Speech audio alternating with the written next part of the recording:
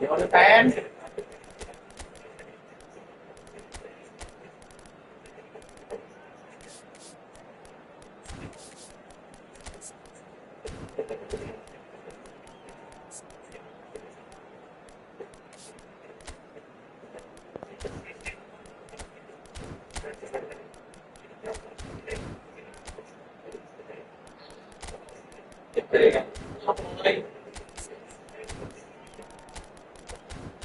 Bắt bóng đá mà còn nằm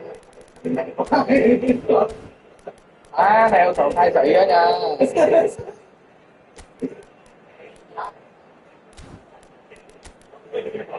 Nó không tiền bầm 8 đổ 2 cái banh này, 4 cái banh này. Lộn thì chỉnh tới mai luôn á, đó đi, đụng mẹ trận đầu tiên không? Đá đi chú, trận đầu mà. Lộn thì lâu la lắm. Chú ăn trận đó 2-0 rồi xong mẹ nó. Chuyện đi đúng giờ nếu làm được. Lồn nhai như bò nhai cỏ.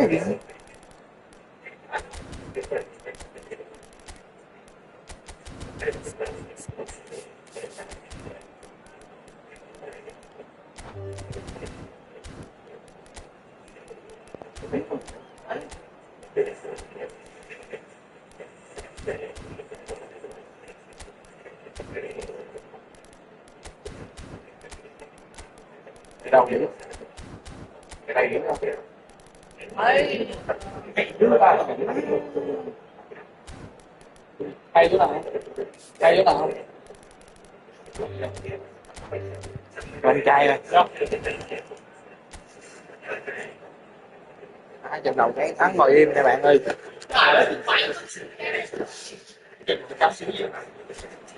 So welcome one and all to a picturesque evening here. All the ingredients for a showcase game that the passionate crowd demands. I'm Peter Drury, and it's a pleasure to be alongside Jim Begley. Well, thank you very much, Mr. Drury, and hello to everyone.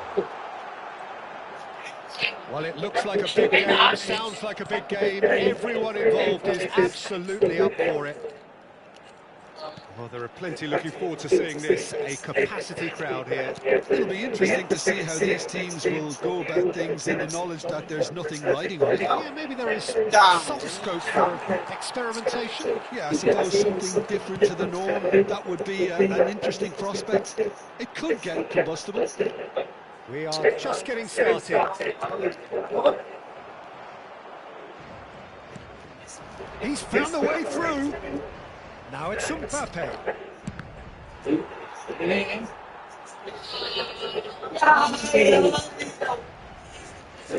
Just eases him off the ball. Alexander-Arnold. Jim, which player is best equipped for this game? Yeah, Kylian Mbappe. There's nothing more frightening for a defender when he's running at you at full speed. He gets into his stride so quickly and seems to just glide across the turf. But when the goal's in front of him, he's also got that cool head that's required to pick his spot and finish everything off. Yeah, hard to see past him. He'll be looking to put on a show, I'm certain of that. Chouameni gets his final warning. Well, he knew what he was taking on there, Peter, and special delivery from the ref. Madrid with the corner, they're first. And he's gone looking for safety. Now try to spin that positively. I certainly can't.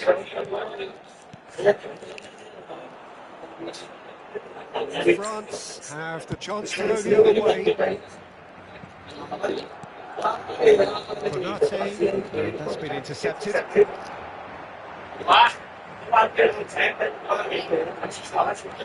Getting too much time on the ball here. There is good pressure.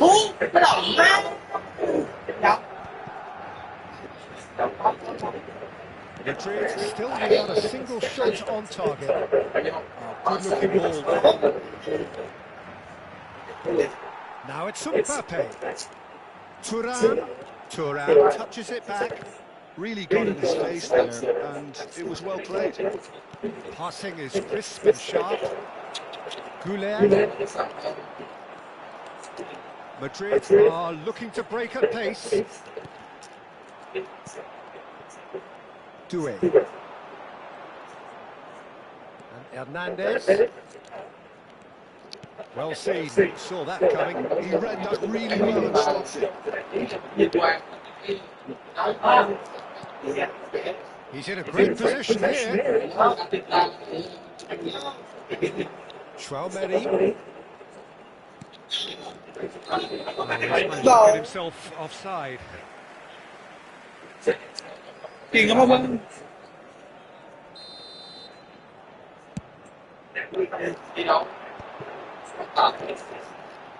Carreras. And it's May3. And it's Alexander-Arnold. May3, that's a little off target. Approaching the half-hour mark. Now it's Thuram. And here's Thuram. Mbappe. No. Goulet. This is the time you need that pace. Carreras. And it's Camavinga. Camavinga. Passes coming in succession here.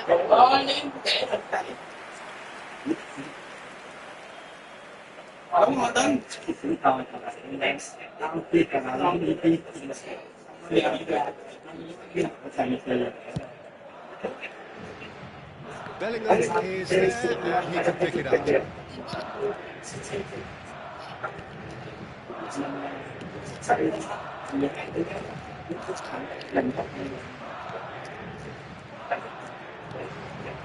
It is clear to see that he is not at all happy with that. Teammates are really annoyed with that, you know, and they have the right to be. Alexander-Arnold. May3 still looking for the first breakthrough, and it is nearly half time now.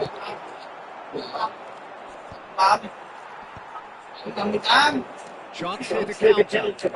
Mbappe makes a dash for it. And he was quick to react. Goulet. Well, yet another interception, and this way of anticipation to be commended. And it's Hernandez. Shot. No. He won't be happy with that one. Oh, it's come loose. May3. And there's his chance to lead the counter. And smartly reclaimed.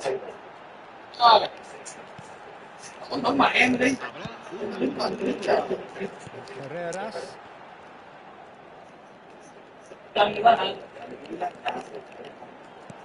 That has been slung wide. And the whistle goes for half-time. It's a half of perhaps and should have, but as the whistle goes, we remain where we started. Plenty for both managers to mull over here. How's the first half compared with your expectation? Well, there's no way to disguise the fact that they've been poor.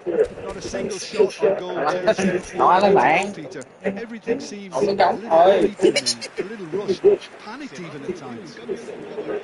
So, no breakthrough from either side, 0-0 after 45 minutes of action. So we're on the way for the second half. 0-0, and we're at the halfway point. That's an untidy challenge, free kick given, and he's going to have his name taken.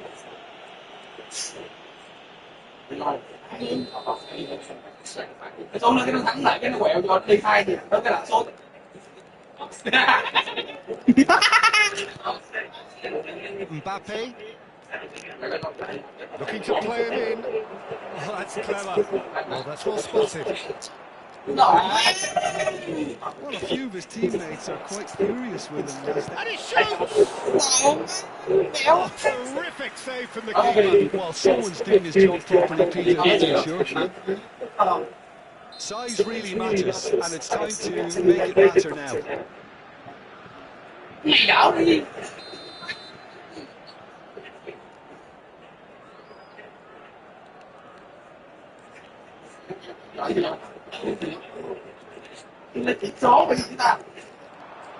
Adrian Militao attempts a clearance.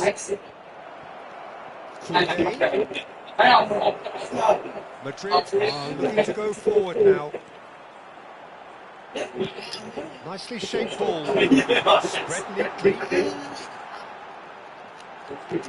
Oh, cracking ball.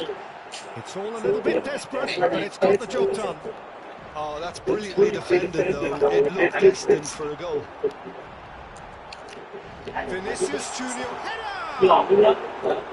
Oh, that was nice, but not quite the end product required. What a pass. One that literally dropped into his path.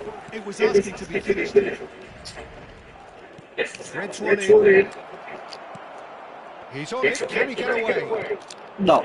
Towards the hour mark and still no goals. Trời ơi, đúng rồi. Now it's Poulet. Mbappe.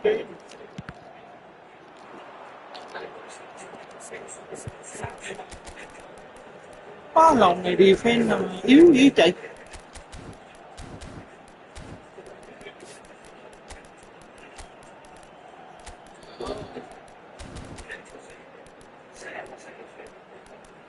Cô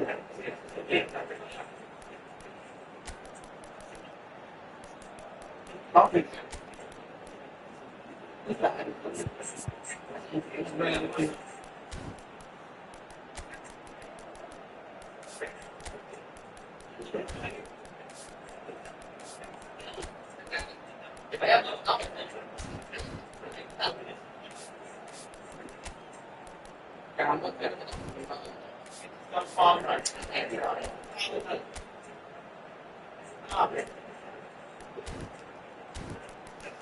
yeah.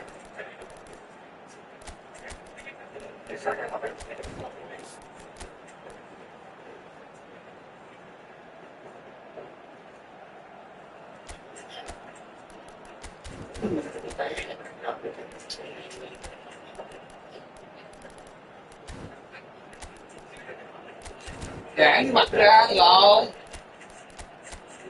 Mới nước tiền hả?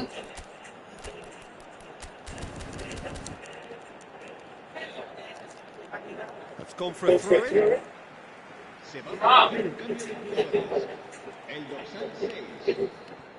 Good steal, he just raised. Zaire. Dino. Almost an hour gone. A deeply frustrating game so far. Certainly in terms of the scoreline, it remains 0-0. Dembele. Now this could be a chance. And that's he's had a shot! And there's a goal! They've done it! Finally they've broken through. Oh, high quality goal, lovely first touch, sumptuous second. Well, I think he knew all he had to do was get it under control, and it was always going to end up in the back of the net. Oh, that's another chance! He's got it all! And once more we are all square. You score, we score. Well, if ever you want to see a lesson in responding to a deficit, that's it. Their heads didn't drop, and now their chins are up.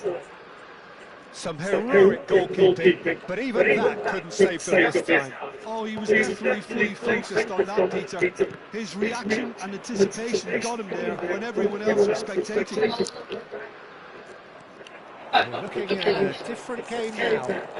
You've got to commend that, Peter. It's the perfect response to falling behind. Don't let your heads drop. Just get back up the pitch and level the scores again. This is cracking stuff. So Jim, I think the manager telling the forwards that they must stay focused. Well, I think he just is concentrating on the shape here, and he wants them to press as high as they can and get in the right position to do that collectively. Một chiếc bánh thôi, một chiếc bánh thôi.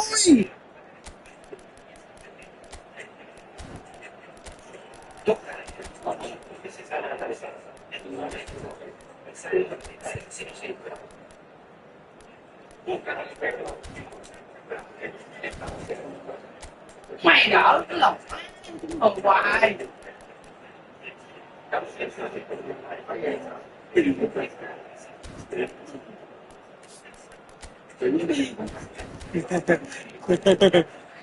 Bạn ơi. Hoài. Well, the two coaches are signalling changes here, both at the same time. He's going for goal!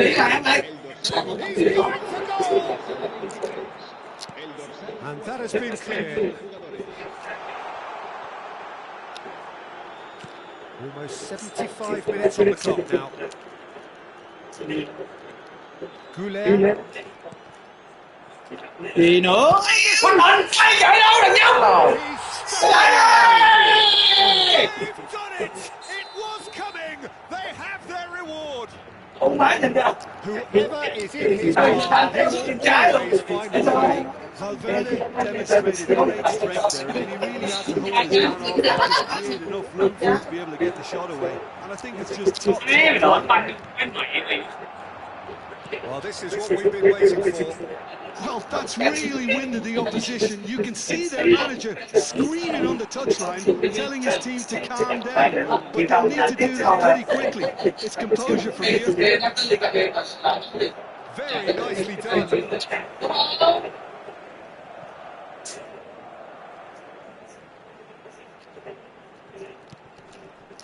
Alaba. Well, that is one way to stop him. Madrid clearly have been instructed to kill this off. Offence is the best form of defence.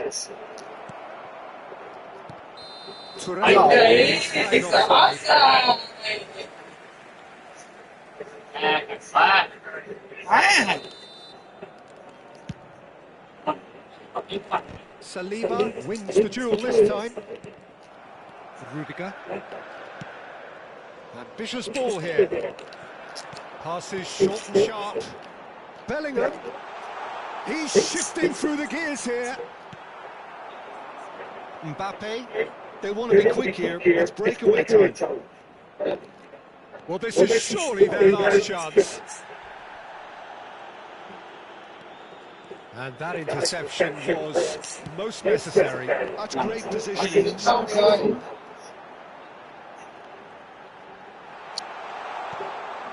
Oh, good chance! Denied by instinctive save. That's very, very good. You can't ask for much more than that. It's their second corner of the game. Got nowhere to hide after that one. And that has gone straight into touch.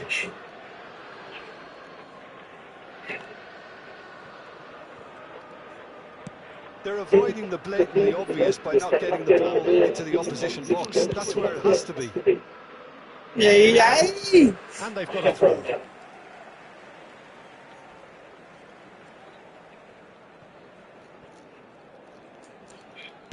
And they'll start all over again with the goalkeeper. Alexander-Arnold. No unnecessary risks, and the game is petering out here.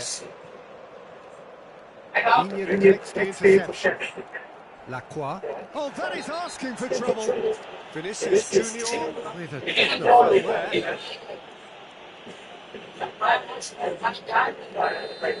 Vinicius Junior did incur the wrath of the referee and has earned himself a booking in the process.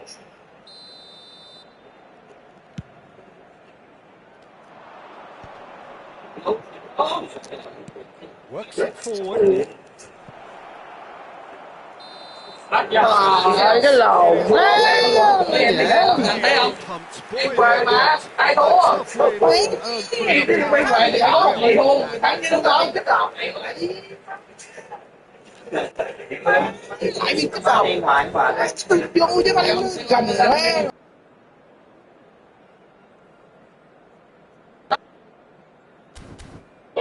Tự hào vậy em thấy không nãy đi đó chụp lấy đi nữa chụp đi tự hào cái gì trời phất lên người ta chửi mình nữa chứ được gì đâu tự hào cái gì biết cậu bạn con gắn không đá mà không xuất đường cứu xuống làm con chặt đúng không tự hào gì tự hào không tự hào không không sống lên đúng không rồi con tự hào không không rồi sao bữa nay nè quá dâm dâm vô đây dâm vô đây nè qua em qua tao cầm mấy bồn này tao để yên cho mọi người coi luôn á cái này không để tự hào gì trời cái tao mà quay này tao bấm qua rồi đúng không chụp đi anh Thức chụp đi hảo gì luôn Số con gái, 12 trái. Để đó.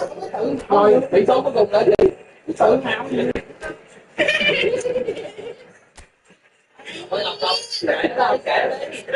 Kể đi. Chơi đi anh em. Ok, tặng này em xúc như Đường Tuyên á. Vô đây, như Đường Tuyên xúc. Rồi góc buông góc nè. Buông góc, ống sống như làm lên, buông góc, thẳng góc lên. Không có xéo vậy đó. Thẳng vuông. Nhưng mình nói biết không?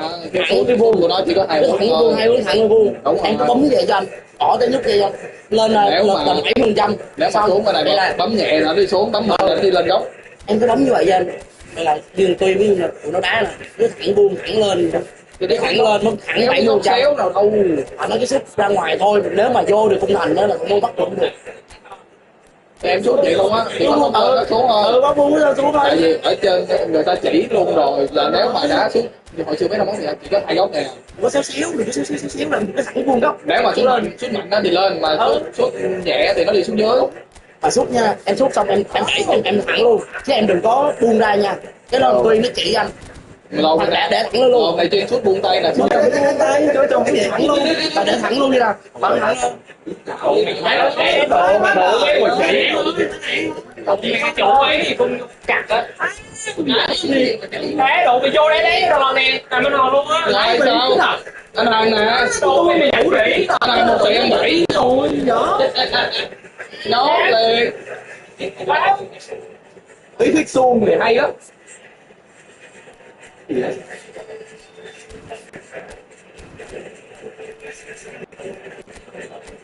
Rồi.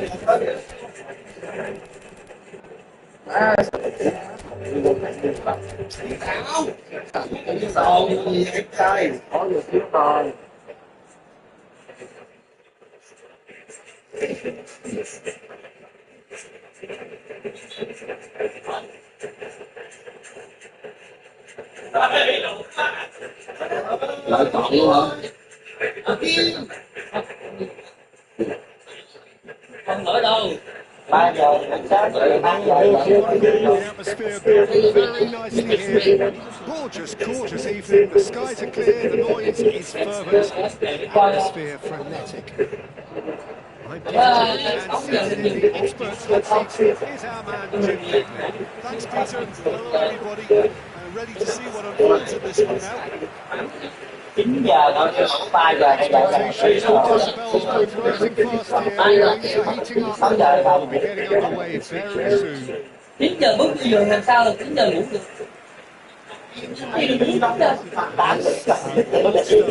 Ông bữa bước vô 6 giờ ai đi ngủ canh 6 giờ cái sao Well, it's still an opportunity for some French players to make their case.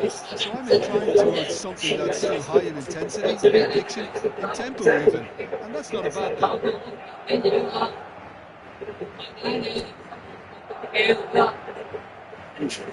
Rồi đá luôn nha. Rồi. That's the whistle, and here we go. Jim, who do you reckon is pivotal? Well, Peter, I'm really impressed with this guy, Jude Bellingham.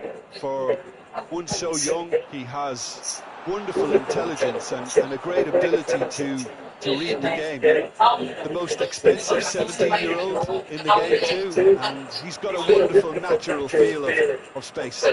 He would be the obvious choice, wouldn't he? He certainly has all the right qualities.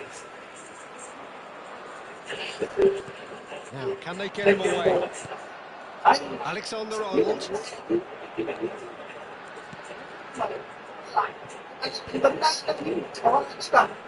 Valverde. He's been intercepted. That was well played, well stopped. It's Valverde. Well timed his interception. Goulet. Vinicius Junior.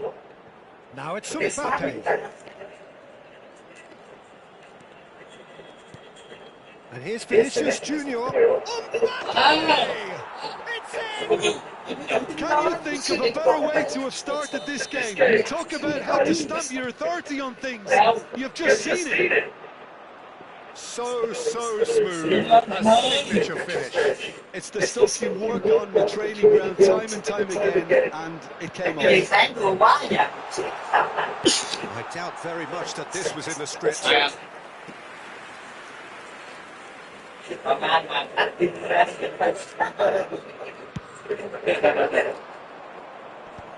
Không lát pin sáng xe trong chục năm xe xong là Bellingham. cái tiếng lắm. And here's Mbappe. And here's Bellingham.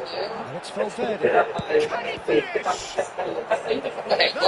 Superb goalkeeping. Really looked sharp there, didn't he? That's very well played. Had to make that, and he did make it. Goulart can clear away. Rudiger. Madrid are behind here despite their domination of possession. And he welcomes it in. With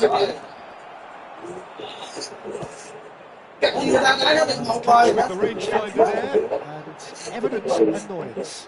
Yeah, he just didn't seem to get enough on the pass cutter, did he?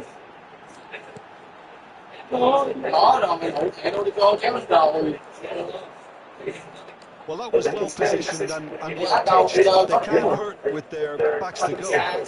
And that's a dangerous ball. And that's been won straight back. Valverde. He is through here. Oh, shooting chance! And that is wildly off target. Well, it's almost like he had too much thinking time there, Peter.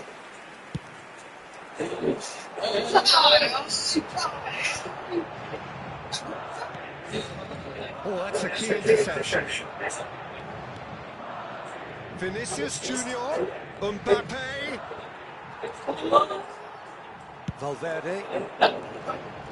He came in hard, very hard. Oh, sweet feet.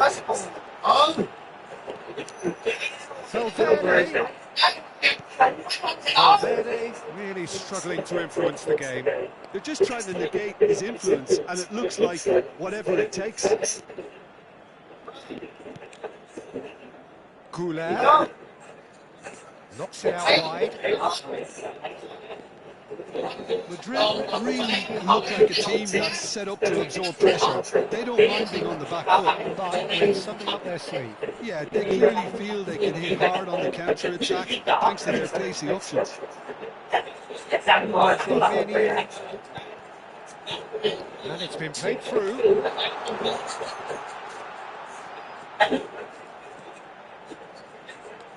That's tidy.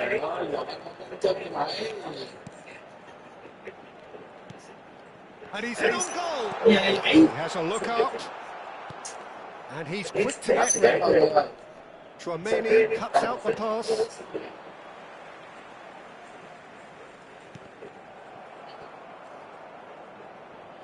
For the throw-in.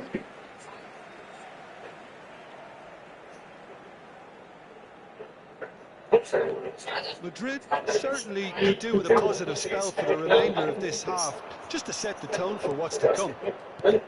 Rodrigo. Good alertness. Carreras. For Valverde. Carreras. And it's Valverde. Here's Tchouaméni. Valverde producing a good steal there, showing a good level of alertness. Rodrigo. And it's Valverde. Now it's Bellingham. Oh, cracking ball. Goes forward. If they want to counter, they could do with more speed. Mbappe. Threads one in. Chance for a shot! Hai trái. And that is indeed the final act.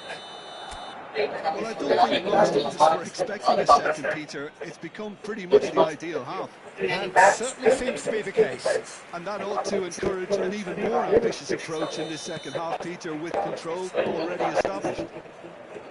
So that's it for the first half, and everyone takes a well-earned rest. And they are back on the way. Well, I think they have to be positive despite the scoreline. The one thing they don't want to do, Peter, is give away an early goal. But they can't afford to get too cagey either. So He's having a shot! Goal! Barely into the second half, and all heating up. Wonderfully smooth, smart, and slick. that was wonderful vision to see the move ahead. About the weight of that pass. Ideal. Ngày mà đến đầu đến lượt trời. They must have given them an earful at half-time, and fair play because it seems to have worked. They've got to kick on from here now. Rudiger. Vinicius Junior. Trời ơi. Trời ơi, tôi có Vinicius Junior. Can he spark a counter here? anh bạn nó nói sao đâu biết đâu. Sao He's không phải running this. And here's Mbappe. Madrid have certainly changed the dynamic, but I'm not quite sure whether we're going to get patience or impatience now. Alexander-Arnold. Now Eden Militao. Passing is crisp and sharp. Well seen. Saw that coming. He read that really well and stopped it. And here's Mbappe. Well, that's good. He squeezed the play and gave him a chance to get on the turn. Vinicius Junior. Now the ball's coming loose.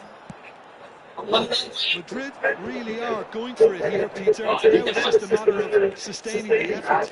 There is an irresistible, irrepressible look about them here. I think they just have to keep forcing the issue and they'll get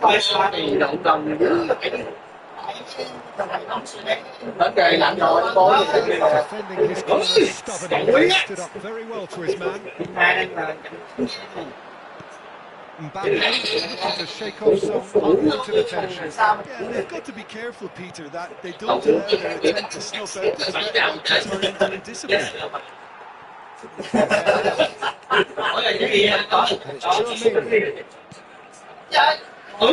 Does have his name on his board. Oh, he's going to be pulled back for that one. Ủa sao mấy đầu rồi một? Hả? Hả? Cái gì ăn nó 50.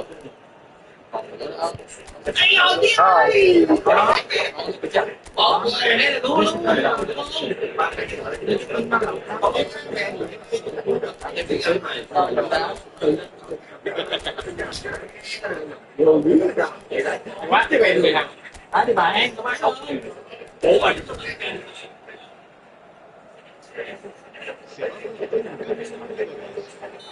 The two coaches are signalling changes here, both at the same time.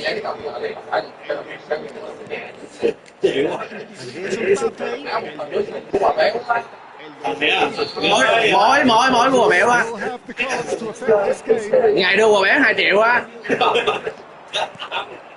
And here's Brahim Diaz. They've got to make this nice and quick. Camavinga.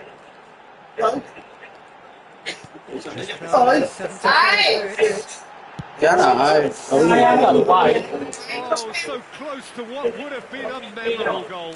Goulet clearly is trying to be too clever there. He should have gone with his instincts. Great defending, strong and determined. Camavinga.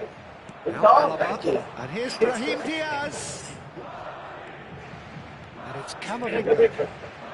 And it's Camavinga. Now there's a fine ball. He's in a great position here. Well, there's plenty to like about this approach. Get your head down, keep battling away, and eventually things will change.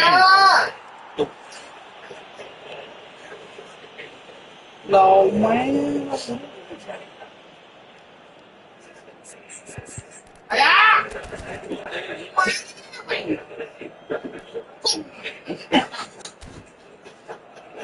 em liên tục tài ơi.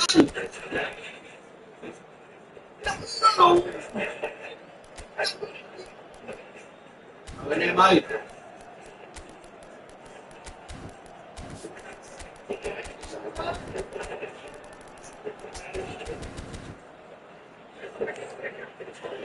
Have opted to make another change here.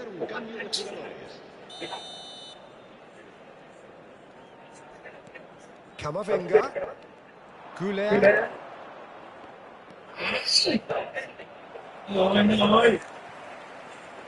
That pass has been well intercepted. And it's Diaz. And he's well positioned here. Quá chậm quá. Could move up a gear here. The final moments of a game that has been pretty compelling overall. Well, whatever it is, Peter, it needs to be drastic and quick. Maybe the late show.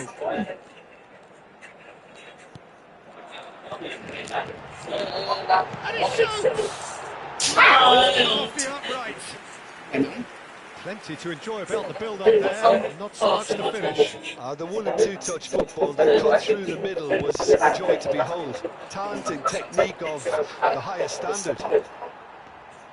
Oh, that's a great run he's made from deep. Nice control.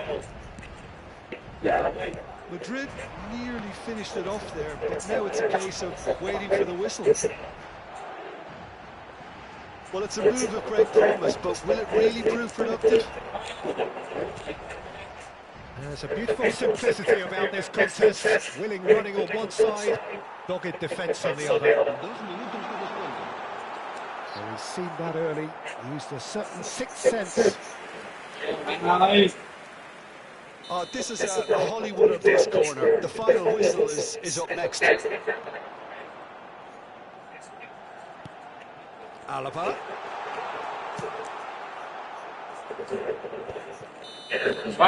Gửi số luôn đi Lộc ơi. Giờ để gì vô rồi. Quá Quy ơi.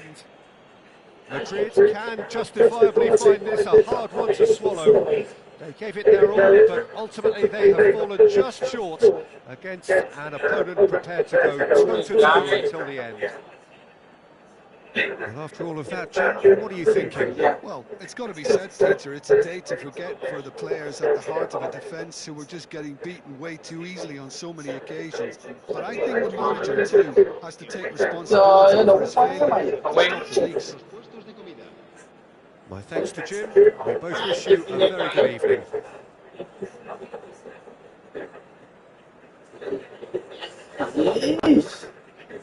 Trời ơi, cái gì vậy? Nóng. Ơi.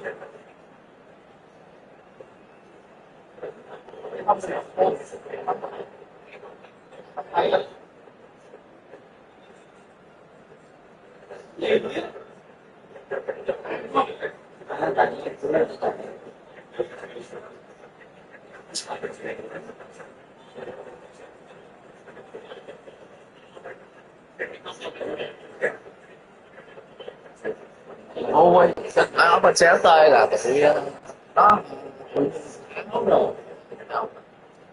Chi Cường đâu đó không biết rồi.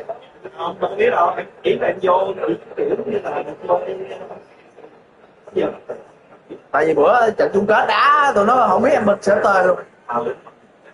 lúc nó nói vô thử chơi vui Lúc xe tơi đó. cho bên là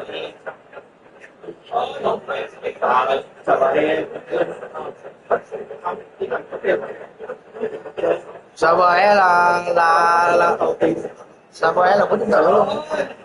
Ủa nhưng mà nghe nói xe tơi là nó tổ chức hoạch giải nhiều lắm.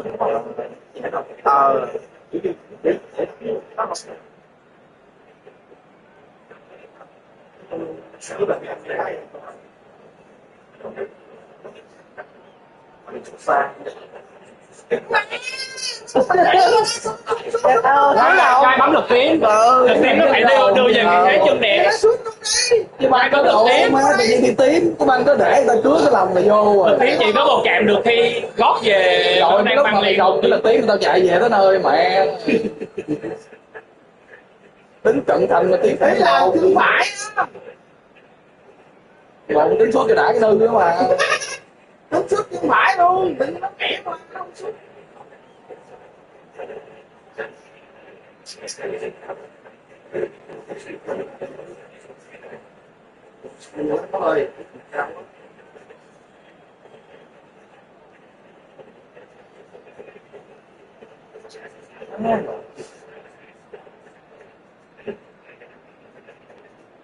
xài được đã lọc ơi.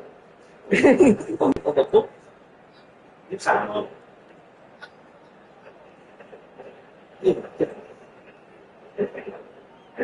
Thôi nhảy lên mới được chờ luôn.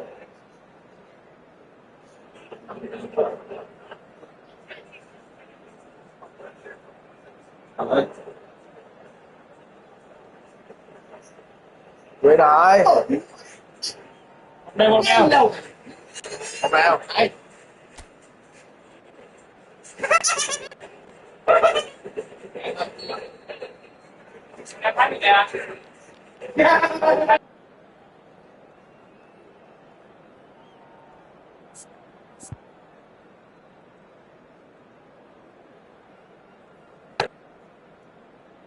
Ý pháp qua đây ăn mẹ rồi. Nhưng mà cài được. Biết cài được. Đi xíu luôn. PC cặp giấy. Cái đó nhìn nhà vậy không? Kiểu mình làm những phòng đó thì nó chơi. Còn nếu mình Cái việc sọt không có.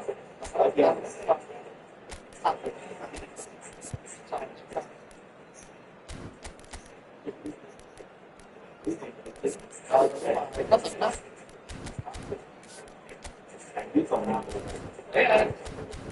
Đây cái ban đủ má phạt cái đỏ má lấy biển luôn. Tao không quen. Không phải tè đủ má. thầy giáo.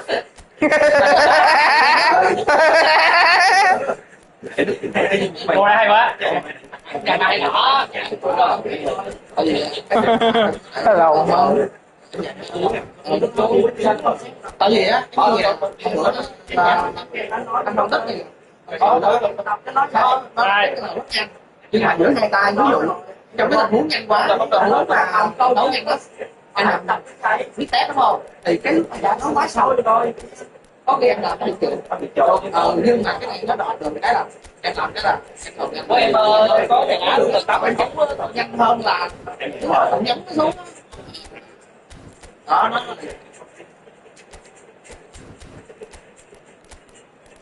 đặt cái đụng má mới vừa cầm cái banh quay lưng lên đụng má chạy tới L2 L2 đấm cái đụng nó mẹ cái banh mẹ không trên phòng xong đụng anh xong một tỷ không sao kêu là còn thằng nào trường nào tao đều đó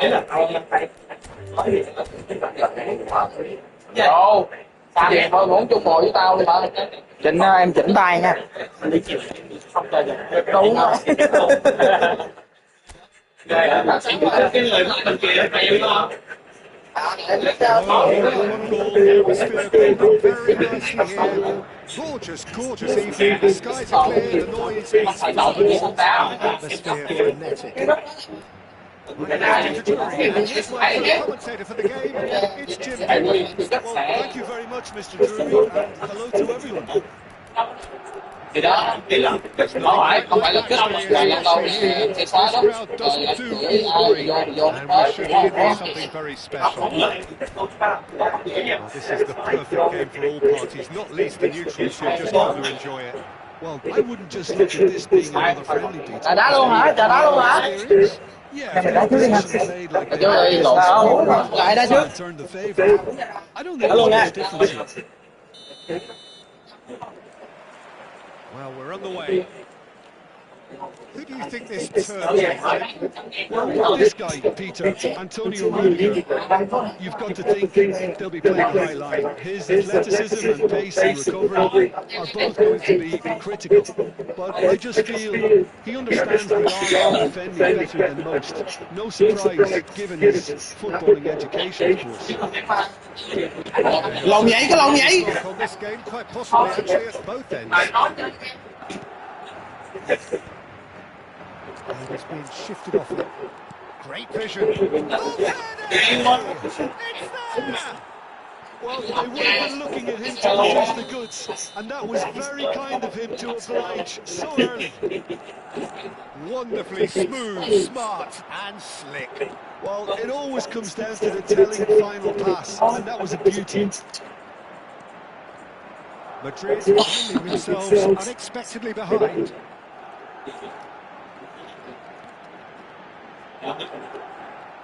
Eden Militao getting forward. And here's Vinicius Junior. And that's a throw.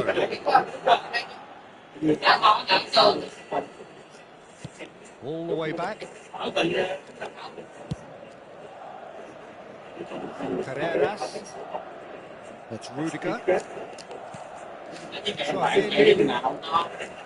And it's Valverde. Valverde did well to step in there. That was more than necessary.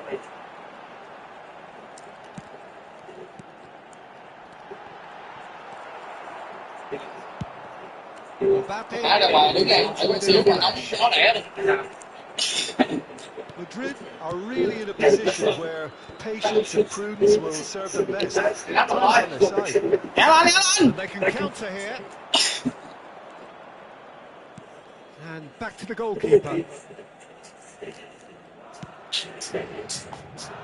Alexander-Arnold.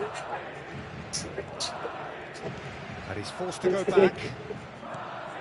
Madrid really look like a team that's set up to absorb pressure. They don't mind being on the back foot. But with something up their sleeve. Yeah, they clearly feel they can hit hard on the counter-attack thanks to their pacey options. Rudiger. For Valverde. Now it's Mbappe. A really well-measured ball. Wriggles his way through. He's shifting through the gears here. Madrid with the corner. There first.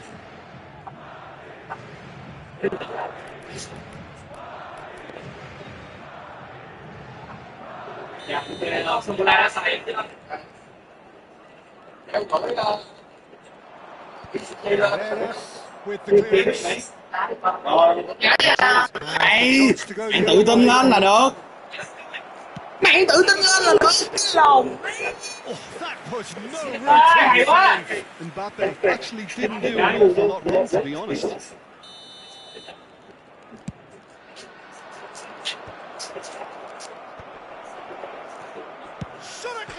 Quậy rồi, cái lòng má. That's put paid to the danger.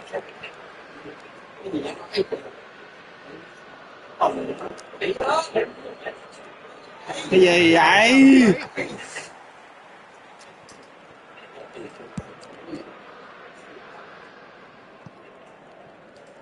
Oh, terrible pass.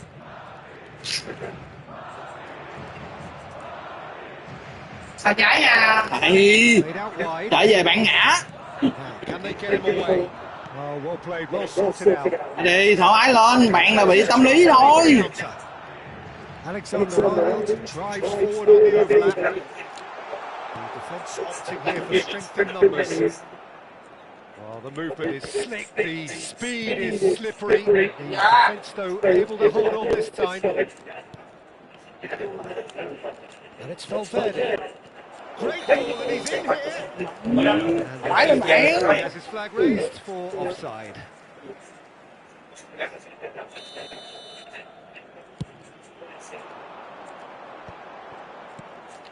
And here's Mbappe.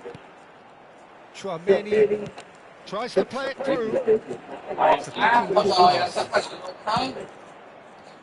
A slightly better ball would have led to a very different outcome there. Madrid clearly should have gone for the easier pass. Now they have to quickly regroup.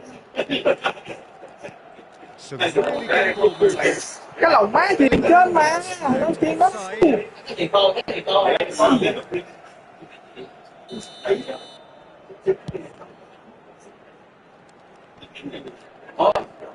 Okay, being behind at the break isn't ideal, but there's plenty of time to reply. He's having a pop! Oh, and that one's done no damage in the end. I don't think anyone's really surprised that he's tried that, Peter. He's certainly confident in smacking them from range. Back in possession, ready to go again. No way through there. Howson.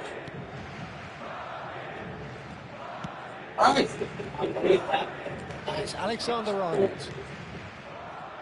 Chouameni. It's Bellingham. And it's Chouameni. Carreras.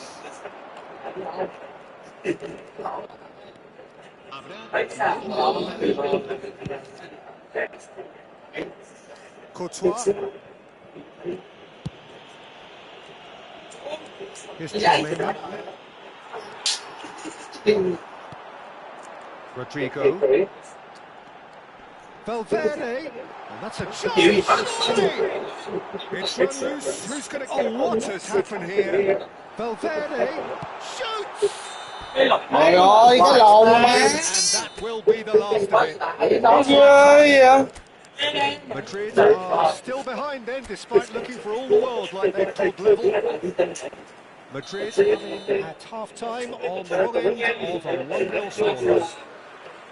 Well, obviously things are not good, Peter. It seems the team were just a bit too busy playing within themselves. Too tense. They have to improve and make it fast.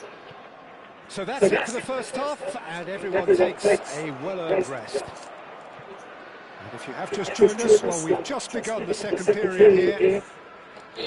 Madrid can really do with some bigger names standing up here. At times they didn't even look as if they knew what they were doing.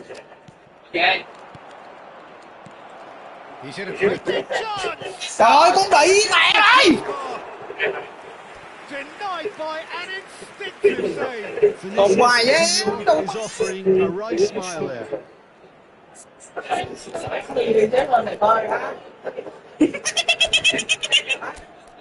Má tư duy lên xíu. Ủa má. May3 hả? Rồi giờ May đội tiếng Anh 20 mày. Em mà có mày biết tham gia mày chọn mày cái đầu luôn mà rồi Đá chặt đi, không có tư duy. So, third corner of the game.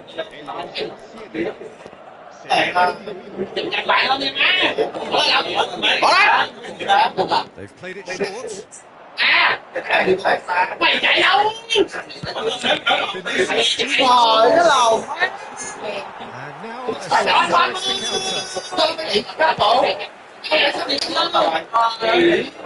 now a looking to play it in.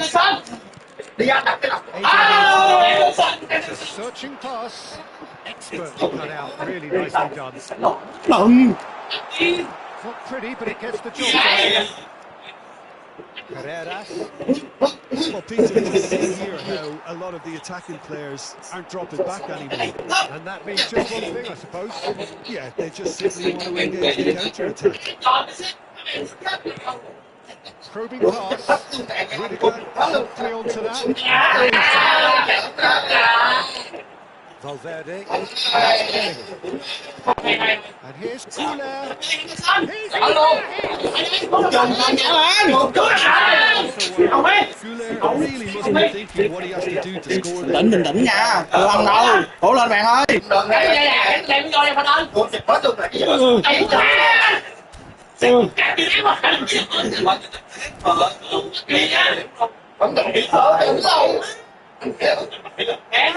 Quên kéo hai lòn kia lên nữa rồi.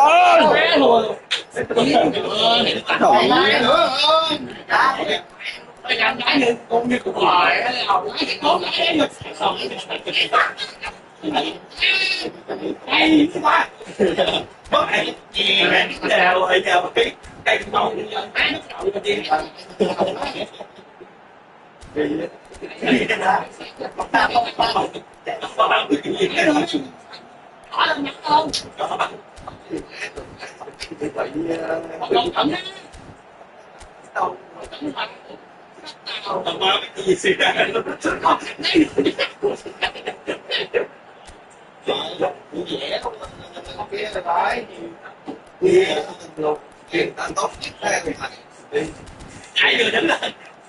Anh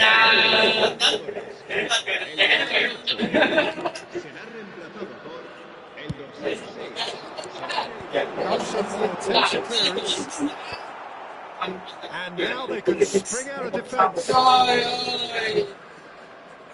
Mà nó đã. Ừ. And he's in on goal. Sao vậy? Nó lòng quá, làm không cần ngay. Terrific save from the keeper. Really looked sharp there, didn't he? That's very well played. Cái lòng má. Điên thần. Không vậy? Goulart plays it short. And here's Goulart. Mbappe.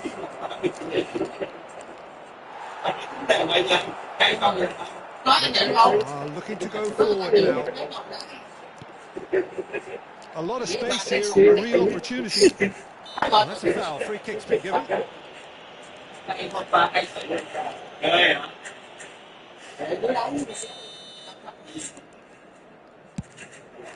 got that quite right.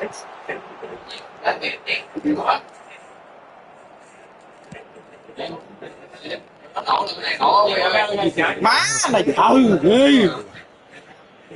Cái gì vậy?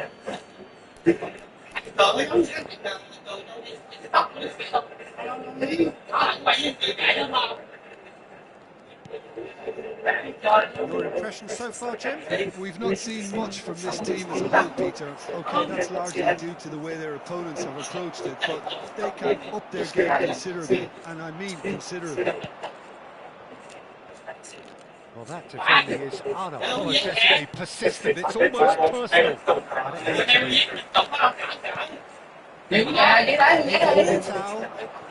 Madrid perhaps wondering what the best time is for their next substitution. Mbappe gets into a good position. Oh, sweet feet. Traumeri. Good read, needing to be. Madrid really are going for it here, Peter. Now it's just a matter of sustaining the effort. They're coming again and again. They just need to sort out their end product, and quickly. Camavinga. Madrid clearly have been instructed to Ừ. close off offence. Ủa bạn ơi, tỉnh lại.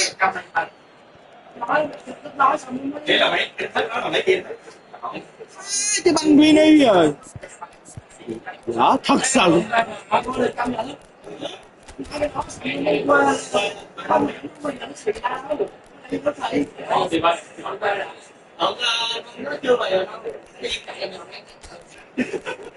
Suy nghĩ đủ mấy cái thơm em ở nếu mà người ơi muốn đi thì muốn đi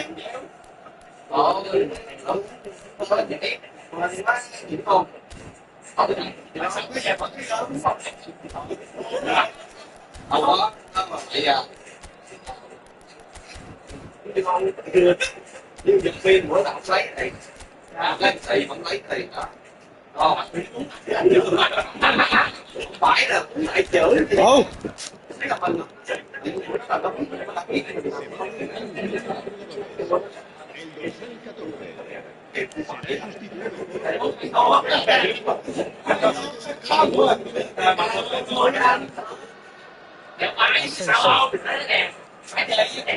Quick to press here, right on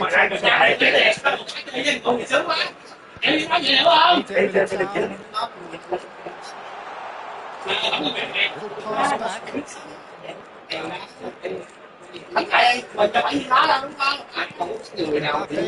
Mbappe touches it back. No time to think on the ball here. And he's heaved it away. Madrid have it back and can go ahead. That's a super give and go. Now there's the chance to shoot. Trời ơi. Do not write them off. Oh, what a lovely exchange. Đều mà. Go, and that's just Từ từ. the weight of it was absolutely Winnie không lăn. Bình tĩnh anh em. Madrid really can sense it now. This game and force the issue. Madrid. Được. Anything out of this now. A bit of offside here. And it's Alaba. Now this could be a chance. No messing about, just bludgeoned away. Knocks it into space. Dạ hết bạn ơi. Chậm dữ vậy ta. Chết ơi.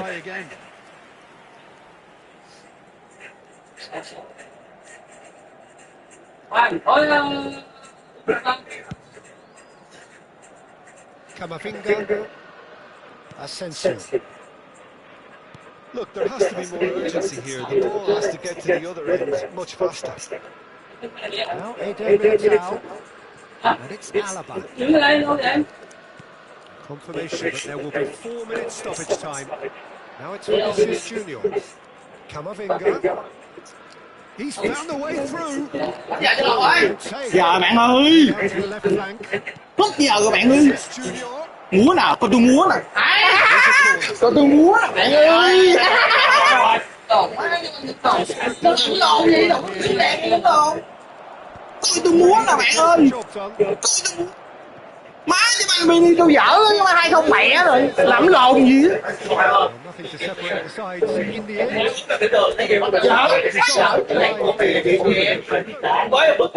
Nó nghe nè, còn có trận nữa à. Nó nghe nè. Ê, nó nghe nè. Ê, nó nghe.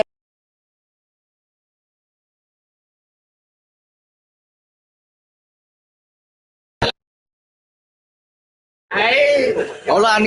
Quý vàng. Thắng quý nhiều vàng. Được chưa?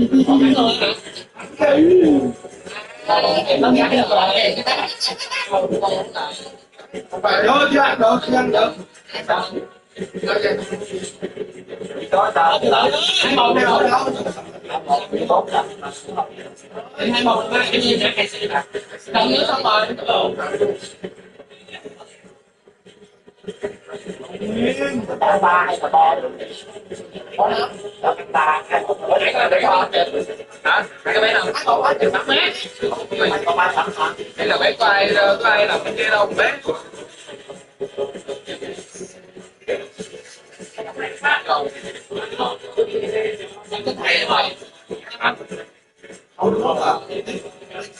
Ai ghê cái giò được. Ngu thì chết chứ mà thử chọc hút lên.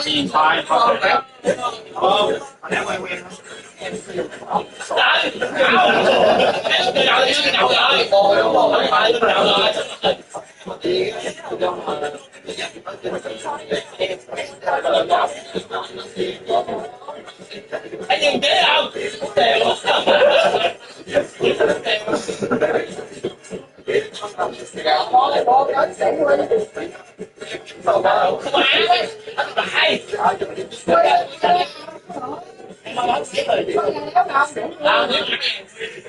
Ủa lộc.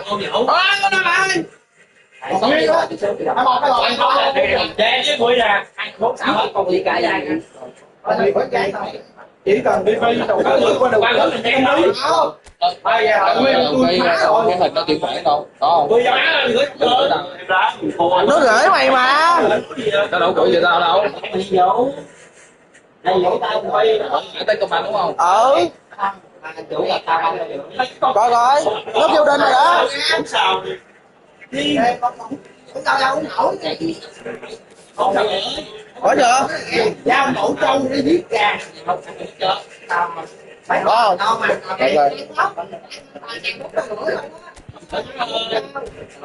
Không 4 triệu rưỡi bằng 4 đời.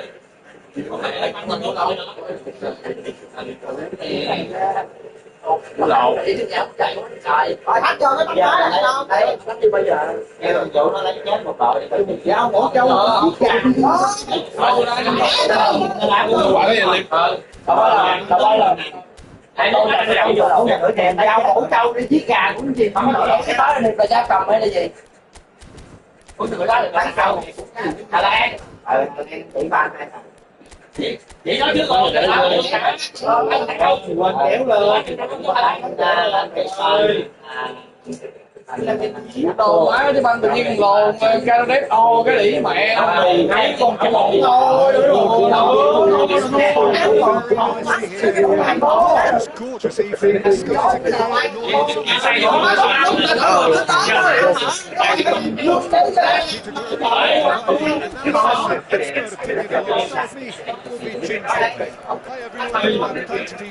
to be on board. đi cũng được The stage is set for stirring shows here. The supporters have a great voice, and there's a real sense of anticipation in the air. Game on. It's a monster matchup. Well, at least on the face of it, Peter, there's very little at stake in this. But, Jim, Well, it still gives ample opportunity for some fringe players to make their case. So I'm go for a shot! Oh, fine stop from the keeper. That's very, very good. You can't ask for much more than that. Size really matters, and it's time to make it matter now. Cleared without hesitation.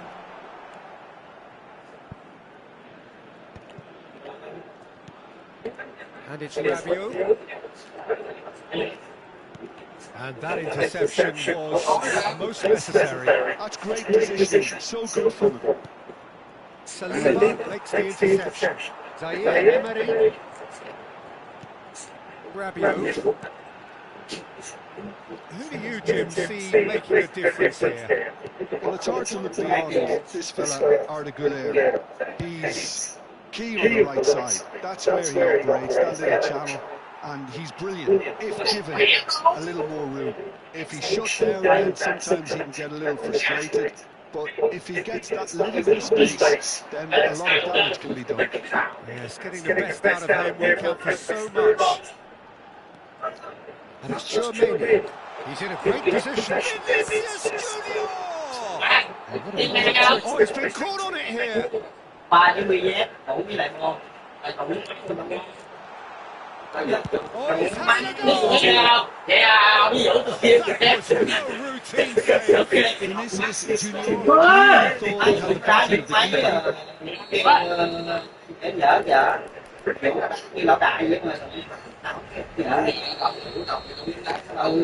keeper. Taken decisive action. And now a second chance to counter. He's on the roll, cuts it out. Bellingham. Sharp ball here. Rudiger. And it's Alexander-Arnold. Still goalless. Now it's Mbappe. And now lúc người ta đổi đồ là nghỉ hả good run down the right. đá được Upamecano. lúc người ta đổi đồ Rabiot. Zaire Emery. Someone on the target. Chui bắt tay mà sao sao chồng tay để đỏ đồ má mẹ đỏ nó chửi không phải game dễ quá dễ một trái rồi ơi game dễ quá không có anh ơi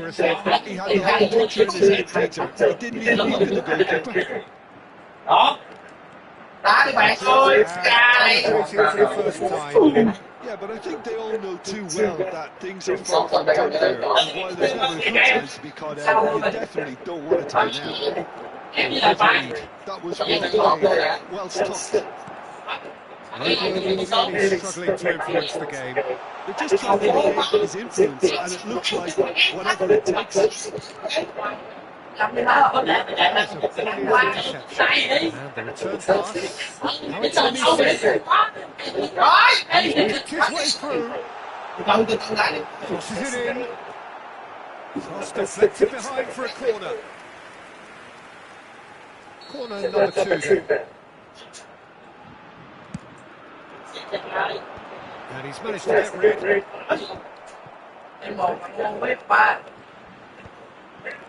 Oh, now they can spring out of defence. Alexander-Arnold. That ball looks a good one. Well read. Danger is averted. Alexander-Arnold is offering some sort of an apology there. Encouraged the pass with an intelligent run, but the pass just lacked pace. Valverde. And it's Valverde.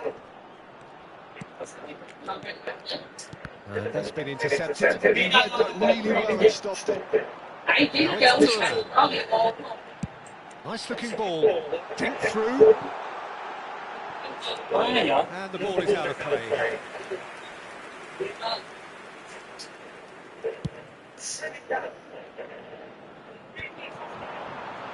Played out towards the right wing. Okay, being behind at the break isn't ideal, but there's plenty of time to reply. Knocks it into space. This looks promising. Found the way through. Can he finish? Hai trái rồi ơi. That's a sharp finish. And this is getting better and better. And a trademark move ends with the inevitable classy finish. Madrid are such an adept counter-attacking team that you just simply out of nowhere. A few seconds was all it took for them to convert the defensive situation into a goal, and it's very impressive.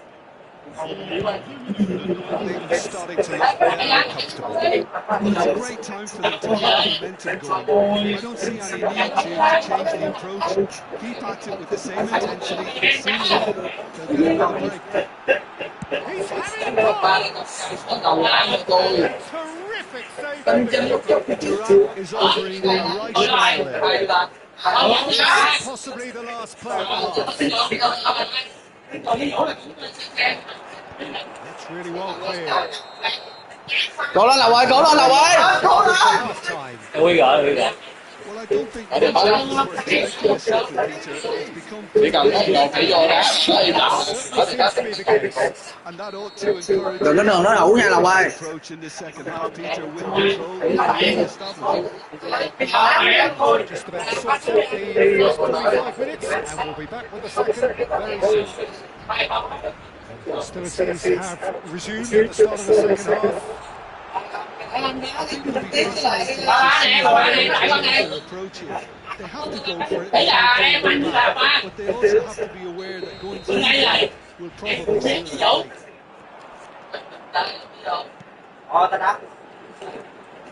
Real chance! Lộc má bây giờ. Có một thì bơi. Có luôn nè. Có luôn nè. Some heroic goalkeeping, but even that couldn't save them this time. That's smart play from him, actually, Peter. That goal was all about positioning. He knew instinctively where to be, should the keeper got a little jittery. What a difference a half-time rocket for the manager today. This is exactly the response he'd be looking for.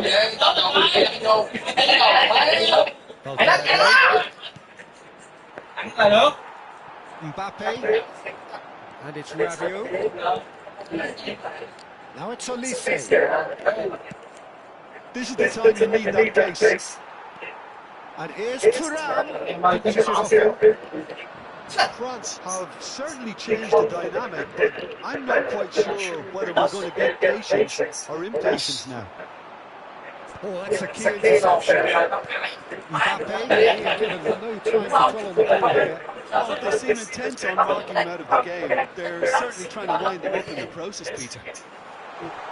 Nice interception, well timed. Chouameni. Hernandez. So we've reached the hour mark. And it's Chouameni. Well, he's going to be disappointed with that. Chouameni. And here's Mbappe.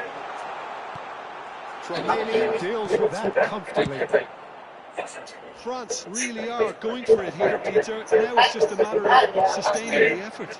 Again and again. Well, the question now is whether they can sustain it.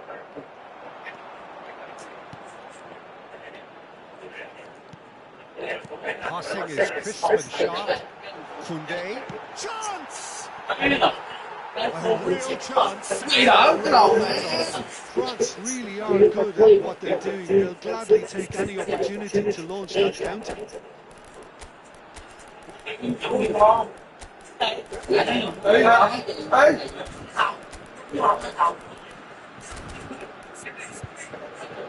Vậy để bữa nay em nạp như là đủ rồi, đừng để em tin rồi mình vậy.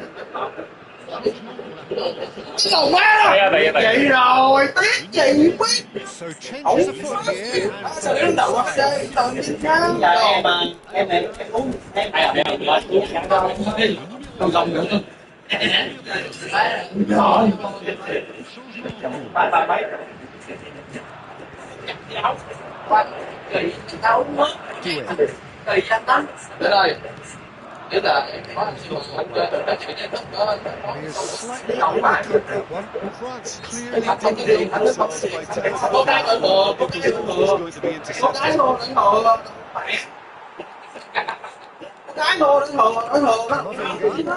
Anh rất ngồi sau lưng nói đừng ra nữa. Thua là thua, không có đánh hồ. Cô chuyển qua đó thì tôi mà đất luôn mà. Kéo ngọt ông ta đi. And back to the keeper. Má nói vậy mà bán qua lấy tôi 40 triệu một đồng má. Upamecano promptly onto that, and that is that. Closing in on the last quarter of an hour. And he is dashing it. Hai trái rồi ơi. Perfect placement. One place the keeper couldn't reach. That's expertly finished, and he's done that Sao mà so xuống often. được. Đánh một ngày nó cứ sức And đâu that mà. means just one thing. Match ball. This is such a dominant Ai performance. đánh xả The bài. defenders are sick of the system, but he doesn't look finished just yet. Nói cộng nào. Đi đâu đó đó rồi suốt. Cái gì sao vậy?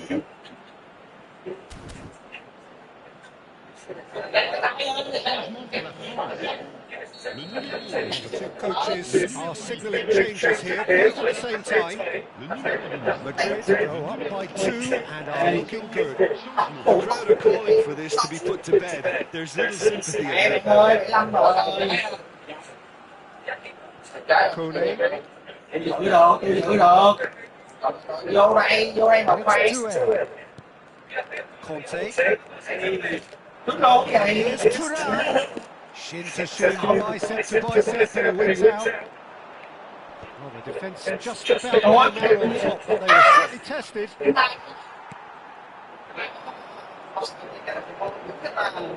Well seen, saw that coming. That's great positioning, so good for him. Thuram really was well marshalled there because he was denied the opportunity to turn. Kante did well to emerge with the ball. That's a contest to keep an eye on. Barcola. Garcia. And now the breakaway. Brahim Diaz. Oh, really well played. Oh, that's fabulous.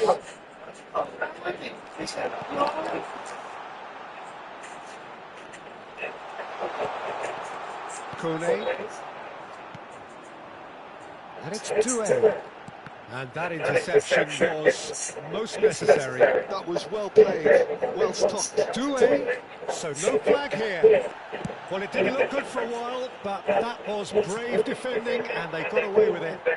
Oh, that's brilliantly defended, though. It looked destined for a goal.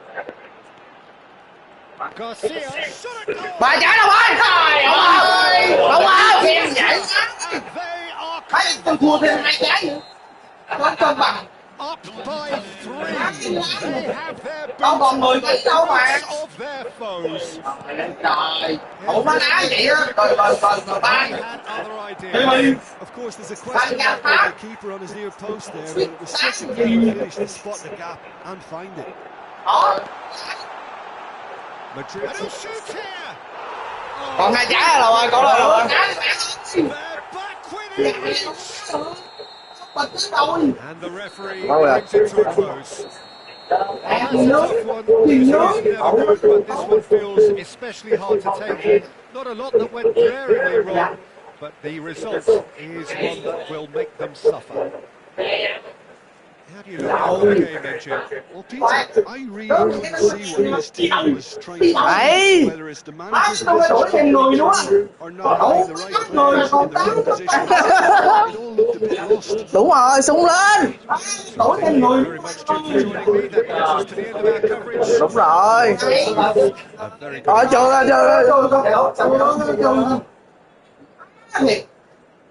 hay lắm này.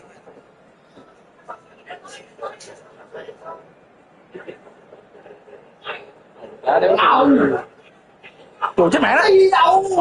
Không mà chứ nó đâu có tư duy đâu.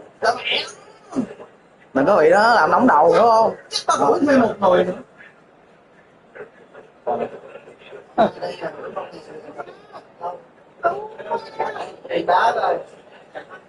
Đây rồi, nó bài đúng rồi đó. Hay. Làm gì? Hay, rồi xong rồi đó.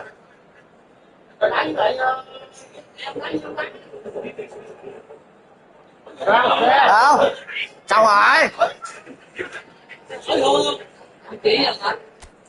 Chấp người nếu anh nổi. Chấp tôi phải đạp 2-3 người nữa. Chấp nó thêm trái nữa, bây giờ chấp nó thêm trái nữa cho nó đạp. Con người đá khỏe nó nhào. Giờ về phải đến nhà luôn, giờ phải đến nhà luôn. Giờ phải đến nhà luôn. Đá luôn bạn, đá luôn. Ủa, giờ ai luôn chứ chị? Đá luôn. Đá luôn. Hỏi chút gì nữa hả? Chút gì nữa hả? Thôi có vốn rồi. Chắc một người mà từ phút tới 10 luôn. Sao lại xếp hai nè, có tiếp không? Ai? Ai chè có tiếp không? Xếp hai rồi nè. Thôi, nó chặt.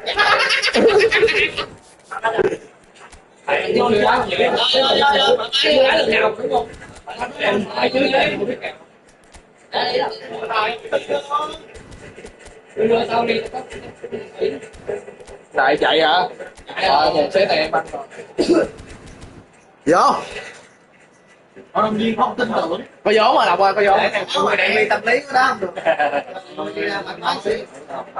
Welcome to those who have joined us now on a beautiful morning. The conditions contributing to a fantastic atmosphere. This really is a place to be.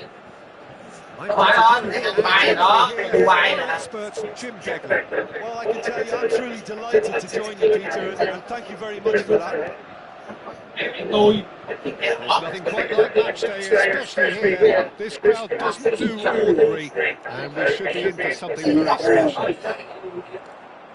Well, plenty looking forward to seeing this, a capacity crowd here. Just look at this being an unfriendly. Is that from your own experience? Yeah, from a position to play like they meant business, we were used to return the favour. I don't know.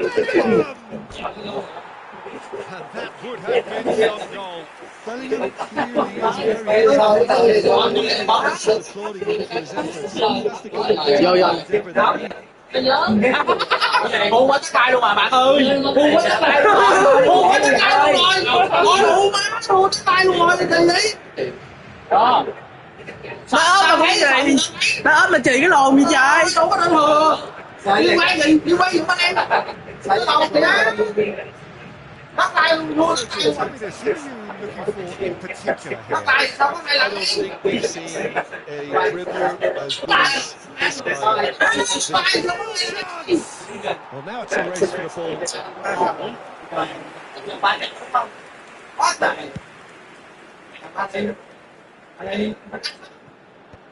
Ramiro, it's a pretty loose pass.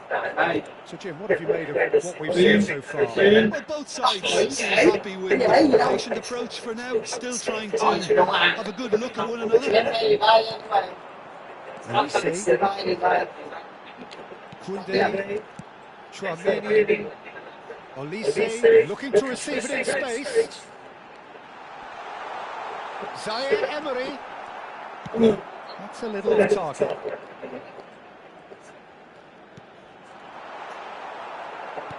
First quarter of an hour gone. Now it's Mbappe. Wow.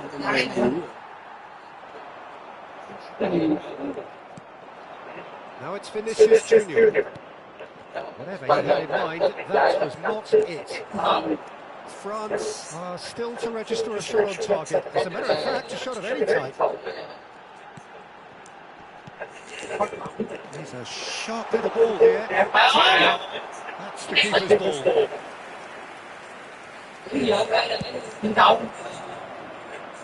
Các bạn từ đâu? Quanh đi từng tóc thôi. Of a team that likes to counter-attack. Yeah, that is clear. Just look at how they line up. Well, in other words, they don't mind being patient. Rabiot cuts a frustrated figure right now. He just cannot get away. Look, he could do with someone else taking responsibility to shift the target. They badly need some help here. And that's been intercepted. That was well played. Well stopped.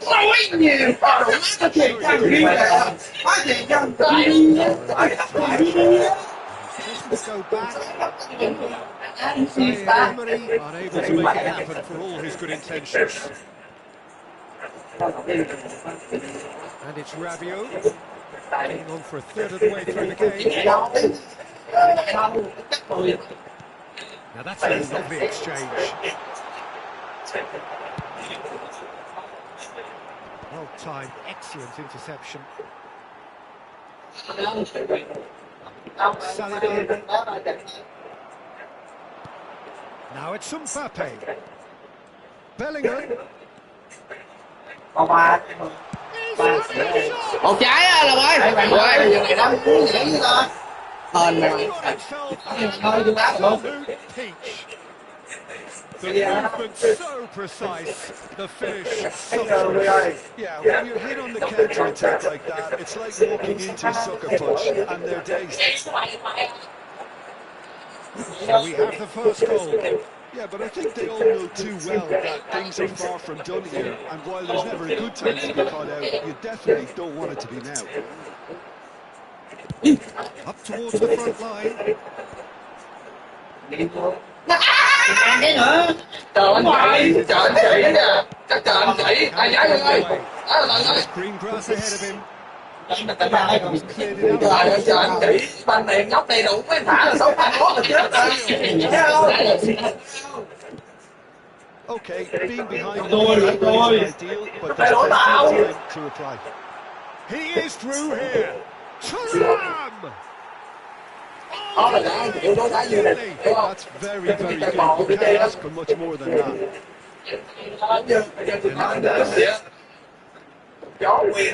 Alexander-Arnold. 8 minutes out. Now he's off and running.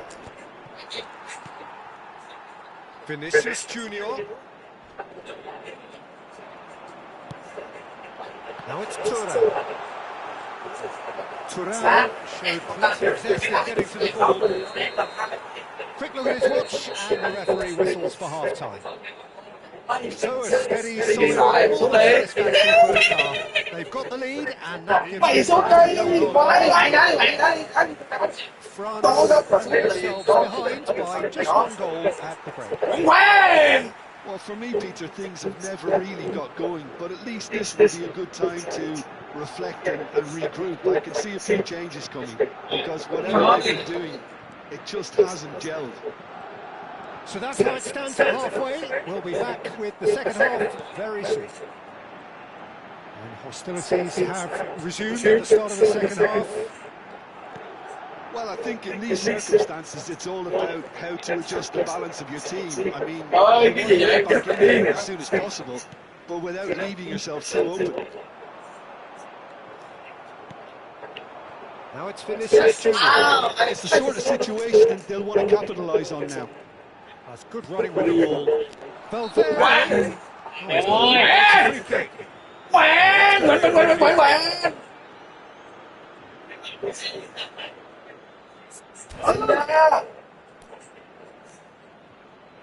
Đây là máy lên đấy nữa đầu chắc là đá luôn. Mbappe. And here's Vinicius Junior, and the shot! It's loose, and there's a race for the ball. That's put play to the danger. Mbappe. Now it's Tura. He's shifting through the gears here. Oh, great feet, that. And again, they run up against stubborn defending. Well, the movement is slick, the speed is slippery. The defence, though, able to hold on this time. That pass has been well intercepted. And it's Valverde. Rabiot. It's a really well-measured ball. Mbappe is being harried and hassled. Yeah, and if they're going to try and stop him in this fashion, Peter, they're going to really test the referee's patience from here. Mbappe is wide and looking to get onto this. Mbappe is alert to the possibilities, but in the end it's fruitless.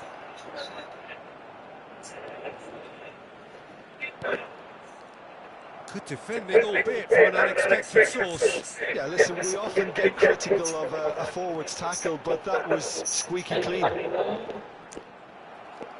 he's been shifted off it. Your impression so far, Jim? France are not doing enough to get themselves back in the game. They're not as threatening as their opposition. It's going to change. May3. Oh, the good chance! Dở chưa?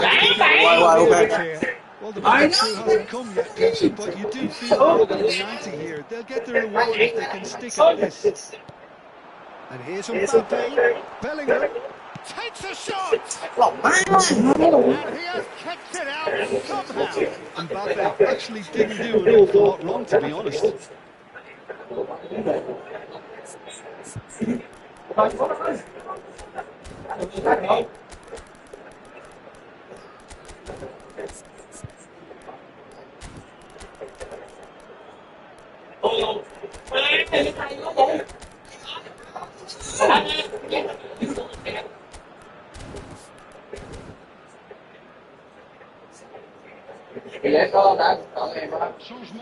Người vé top 8 Việt Nam á, giỡn chơi rồi mấy đấy.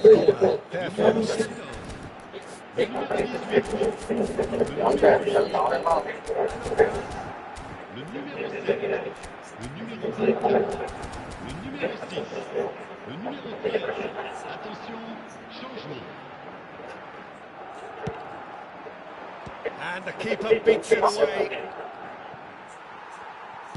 France are looking to go forward now. Eden Militao heads over and intercepts. Chouameni. Oh, good take in a good area. Can he finish? It's anyone's ball now.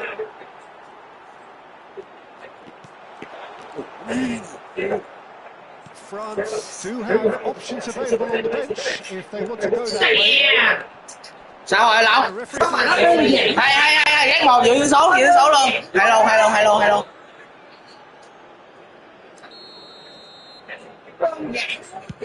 Pass just lacking in accuracy. Ê, cái thật. Have to be commended for their drive and desire. Most teams would be taking the defensive route by now. In with the challenge. Mbappe.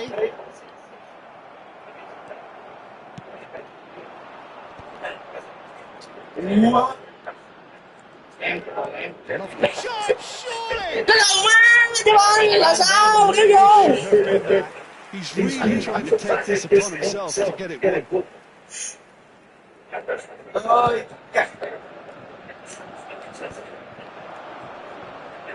The final moments of a game that has been pretty compelling. Really playing in hope at this point, but hope is something you can always cling to. He's got away. Kone. Mbappe. That will annoy the manager. They're making themselves too predictable here. This looks promising. Just 5 minutes left. Great chance! And it's hit the woodwork and out! Oh, that was nice, but not quite the end product required. Gonzalo has every reason to be disappointed after being played in so well. The gaffer won't let him forget that. And he's managed to get free. Looking to play him in. And he welcomes it in. This usually is the time teams go into conservation mode.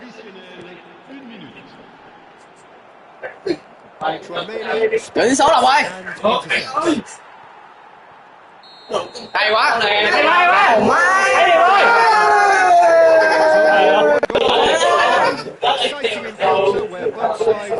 Thôi đá quờ cũng được là quay.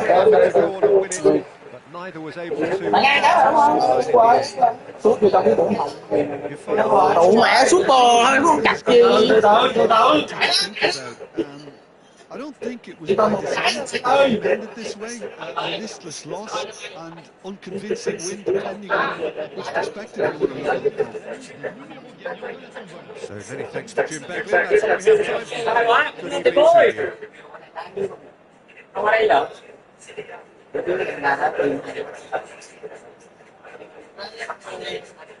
Biết sao không? Biết sao không? Gánh nặng.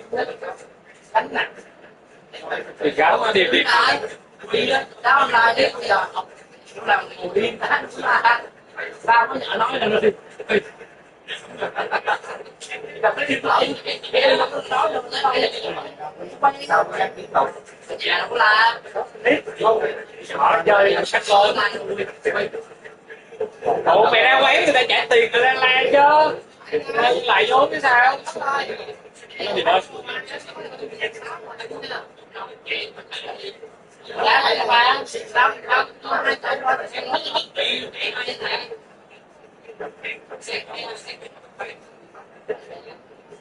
thì xếp lại luôn đi ngoài nó phải là gì đây hãy cho mình chị thay phải không hay quá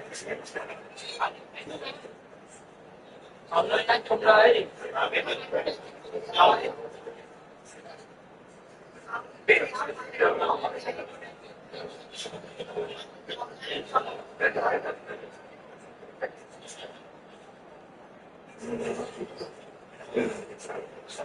Ba mày đỡ.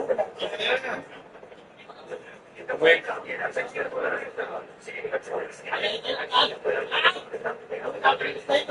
Chắc là em đi. Chờ. đây rồi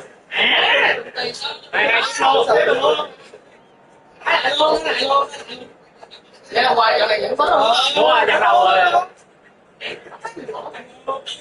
chứ phải mày hay con đợi cho nó cậu cho con này ta chờ lắm không sao con thả cho mày xíu mày tưởng mày hay bán bằng cái nó xoay người nó mất thăng bằng quay em quay đá luôn Welcome to those joining us here. mày bớt được cái bánh bằng tao The commission is a fantastic atmosphere in the stands. This really is a place to be. With me in the commentary box, I'm glad to report, is Jim Beglin. Thanks, Peter. Everybody ready to see what unfolds in this one now.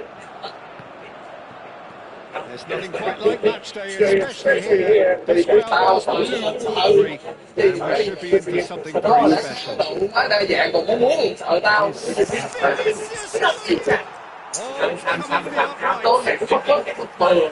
That wasn't the worst in the world. Madrid hit the corner, they're first. ai có hỏi giữa gì vô anh đi Too much on it, and that is an easy claim for the keeper. France have the chance to go the other way. And he's worked it through. And that's a simple one for the keeper.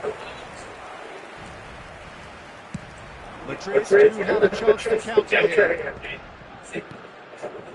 Valverde. The player is best equipped for this game. Yeah, and Golo Kante.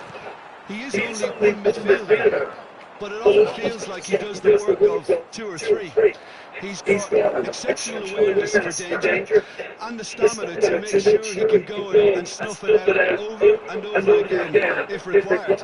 He's also exceptional in the tackle. And when you watch him in early parts of a game, 90th minute plus, he looks as if he's in the first 5. Yeah, still certainly leaning heavily on him. He's found a way past. Good ball, good take. It's slung out wide. Well, the defence proved infallible then, but that won't be the last they'll see of it. Vinicius Junior. Rudiger. Well, it just petered out. No penetration at all, having had a great deal of the ball. Pretty robust defending. Oh, he's taken out. That'll be a foul. He knew what was coming. That's a yellow card. Không biết phải làm gì rồi.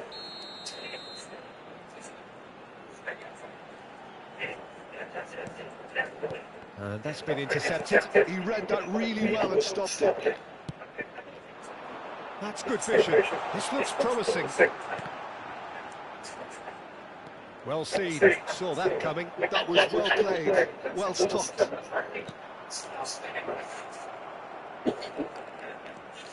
France, so far, providing no real test at all for the goalkeeper. Alexander-Arnold finding himself in space. Not pretty, but it gets the job done. And it's Chouameni. And he's cut it out.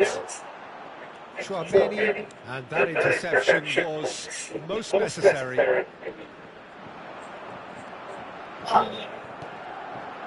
Now it's Mbappe. Bellingham. And it's Vinicius Junior. Vinicius. And that's out by the most elastic of saves. I think he's done great there, both reading and dealing with it. Corner number 2 then. Quẹo đéo vô mày. Gì cắn.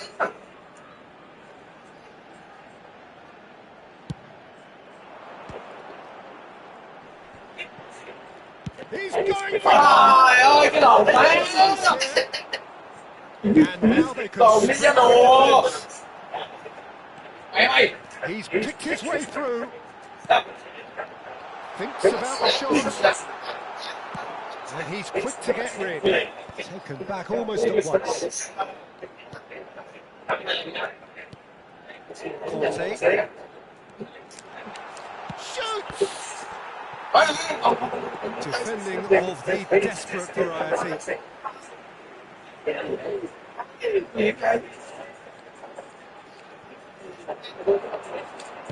Kunde's cross. Rudiger getting this one clear.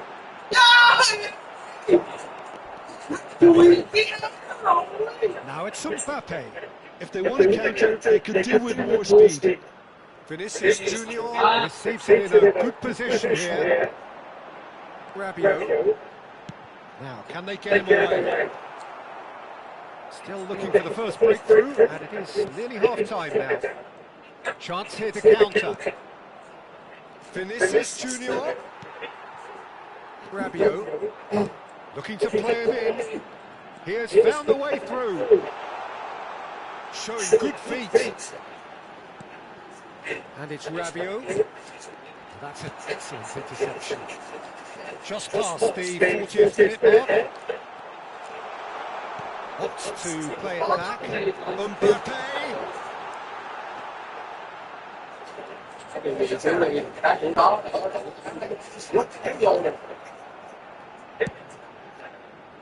They need to play this quickly in transitions like this. Thuram.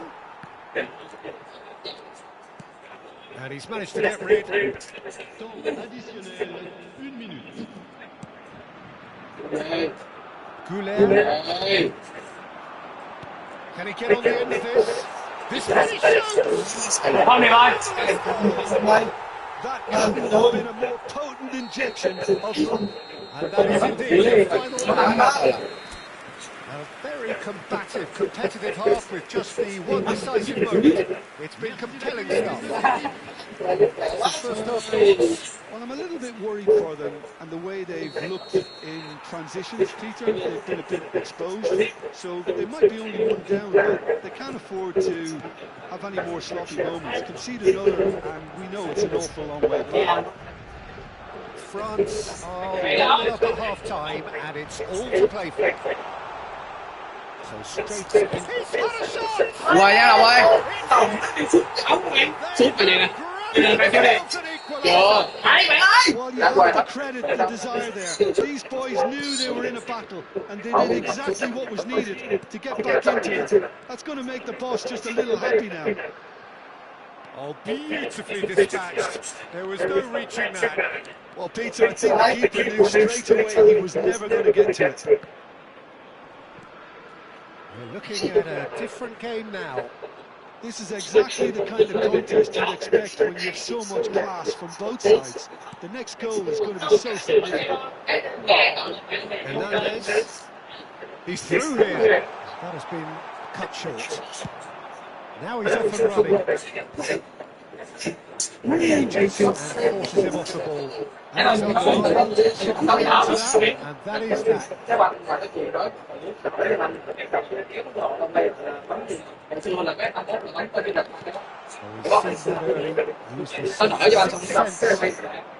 We're in for an intriguing second half now. Contrasting moves that could reverse in a flash. And he's managed to get free.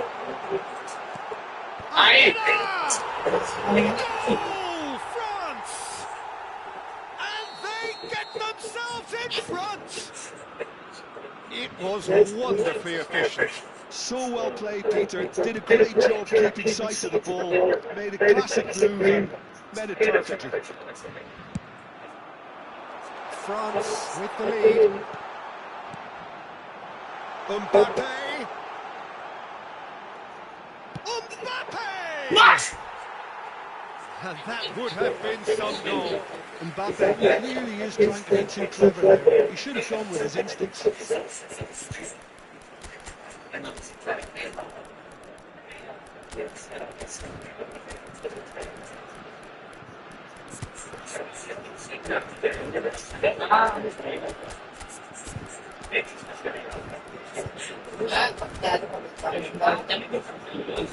Trời ơi, chị kìa vậy mày.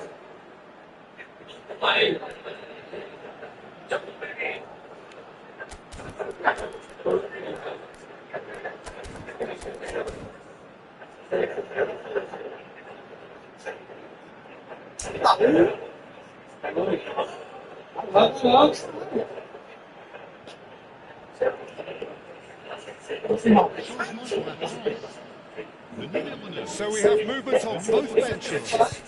Le numéro 13, le numéro 8, alors là, le numéro 7, le numéro 22, le numéro 6, le numéro 18, changement en cours.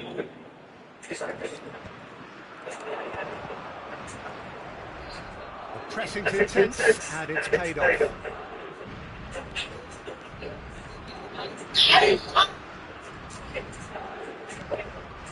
Rodrigo touches it back. Goulet. Well, it's more pressure than ball at the moment. That's a lovely, neat pass. Arteta looking in every way a marked man at the moment.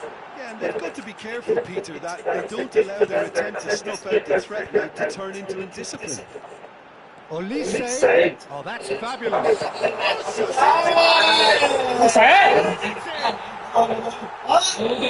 And look what it means to them. This is a position of genuine strength now. That is glorious, as if he picked it up and put it there himself. Well, it's one of those, Peter, when you've got to take your hat off. Takes a shot. He's done very well to get to that. Gonzalo Garcia is offering a wry smile there.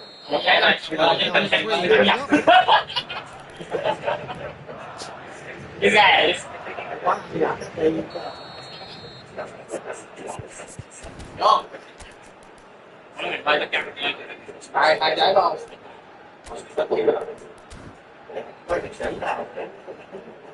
Mới 5 năm rồi em ơi.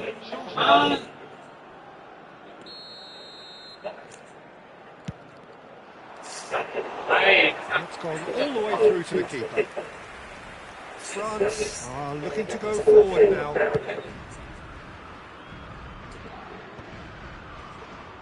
Closing in on the last quarter of an hour. Oh, it's Dembele. Tries to play it through. Space for him to turn and look. Now this could be a chance.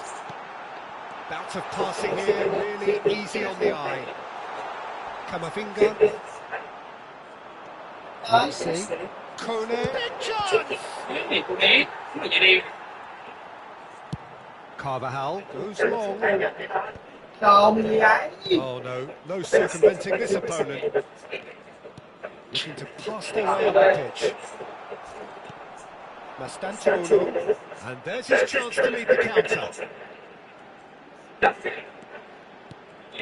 And here's Camavinga. Garcia. Lột má chậm quá. And they can counter here. Saliba makes the interception. And it's lofted through here. That is good alertness. Camavinga. Now it's Rodrigo. Oh, nice touch. Yeah, he's had it taken off him.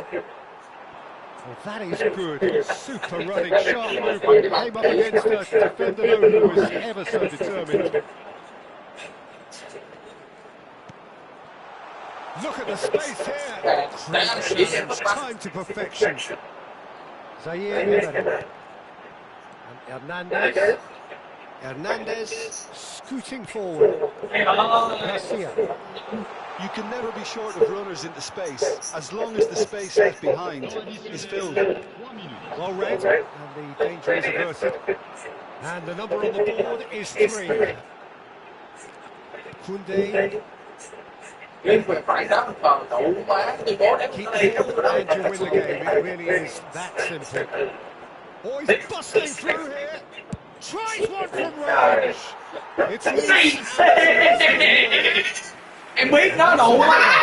Em đọc có đủ má nhưng cuốn sách đã rách nát luôn, nó bung á. Well, the referee's pulled play back and he's booked into the original offence.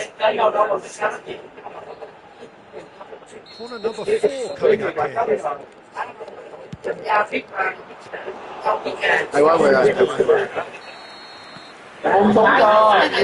Mày chưa gì buông súng đó hả mẹ? Mày có lên banh được không mà hai trái? Trái gì cái trứng hả? Nè, vô đây cái banh Mastermind in all of this. A solid win, which will be welcomed all round. rồi phất lên. Rồi Taking in the accolades, having been named man of the match, and deservedly so. Phải non phải gì thế rồi. Would you summarise what we've seen Yeah. today then, Jim? Xấu. Well, the look on the manager's face says it all. He knows he set his attack up perfectly, and the players carried out his instructions to the letter. Working very Rồi nicely. rút tận mà. Đổ lên. Ông tin lọc làm được rồi. We both wish you a very good evening. Có phải không ạ? Đây để chậm tay. Bị tính cùi thủy Phải tay. có cái nguồn năng lượng xấu tiêu cực bên cạnh mình á. Cái người mà Ê, con bữa đâu có hình thức đã thoải mái ha. chơi mà bừa bãi được cái nguồn năng lượng xấu.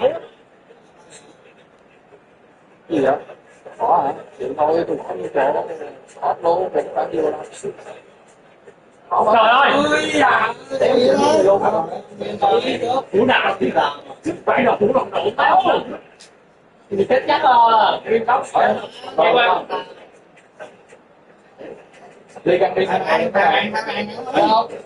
Chúng mình muốn kia rồi. Đi gần đi chỉ thế thôi. Chỉ thế thôi. Đi phản đá bên cầu. Vô đây lấy banh.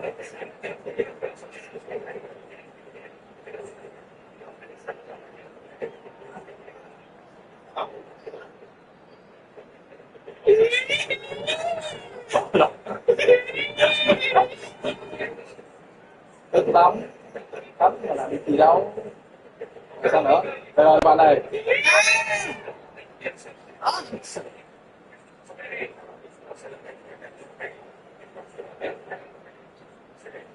Rồi.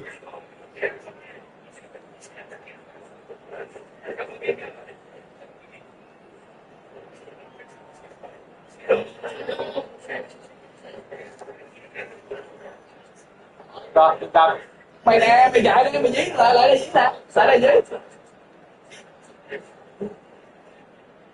Ây da, trời ơi, đụ má luôn cái cốp vậy luôn á. Lầu này đụ má. Lầu má luôn bánh mà thấy vỏ luôn. Nè, tao xuống góc này lúc nào bữa, tao hướng luôn á. Tao xuống góc đó đó. Đúng góc đó nè, tao ai phát còn chó đi cả. Đụ má. Tối. Đúng góc này nè, thì cho chừng cái. Trời ơi, tao nói là làm mà, tao nói là làm. Di chuyển ơi. Chị trẻ ơi. Nè nó bạn ơi. Chị giỡn. Quá. Chịu rồi.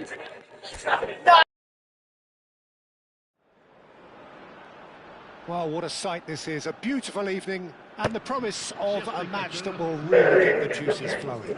Ê, tập cho May. I'm Peter Drury. Sao, Đại Quy Real hay là Pháp? Well, I can tell you, I'm truly delighted Pháp to không? join you, Peter. Thank you very much for that. Không quen đá. Cái nhịp á. Colours vivid and vibrant, songs loud and proud.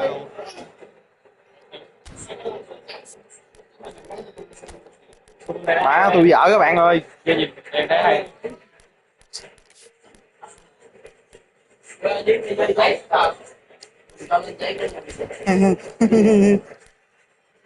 Không ơi. Được. Ok là đừng cho lên tiếng nha. Được, yên tâm. Đâu? Không hiểu. Chị nó không hiểu sao mà ra cái loài này. Anh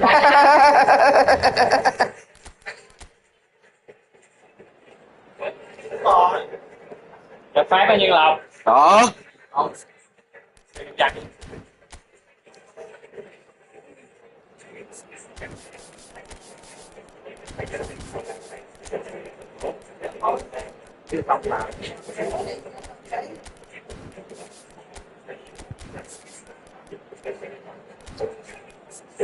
Bắt đầu ngồi suy nghĩ bài mới đi. Cái lồn. Cái bài nó cũng rất là má ơi. Thôi. Lại sút dở quá. Dở gì? Kệ nó. Không cơ hội đâu sút thì dở. Chặt. Phải, tại vì anh em người nói cho nó tiến bộ đó. Kêu gì nữa ta? Một bài thì nó thôi, mày nhìn cái này bài nó chịu cái gì nó tốt á. Cao tơ trên đó xong rồi đụng má phất lên hoài.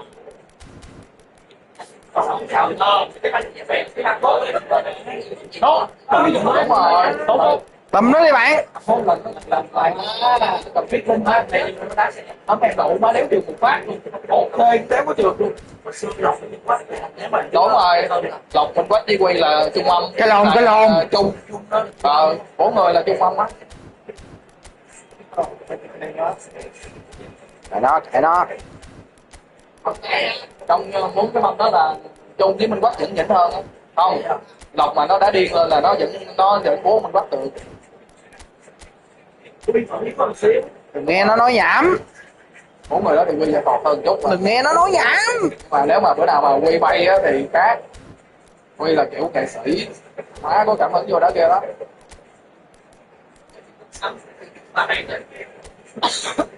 Trời, nó đá có một bài đó anh ơi. Đừng nghe nó nói nhảm.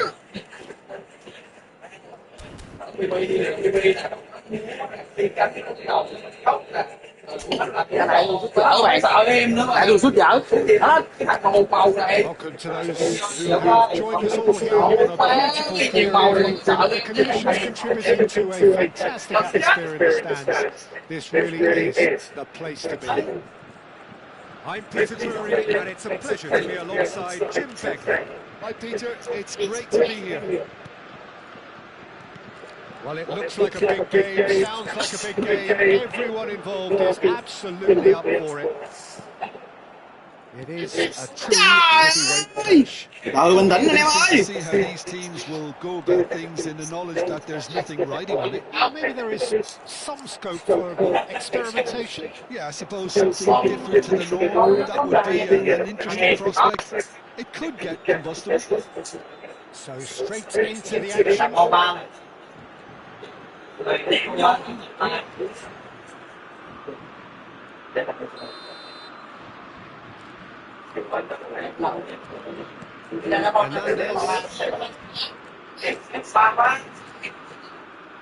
So Jim, tell me this, who are you looking for in particular here?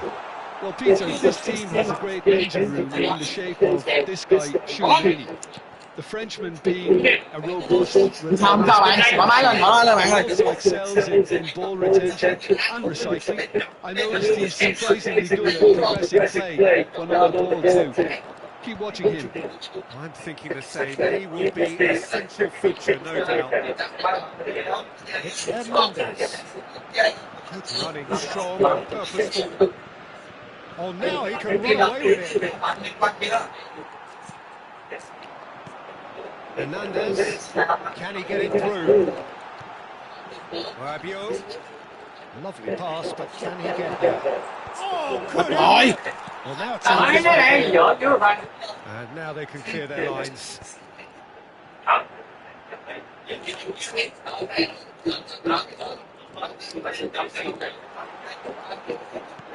And he welcomes it in. That has not gone well. No goals as yet. It's Hernandez. Do it. This is a promising ball though. In with the challenge.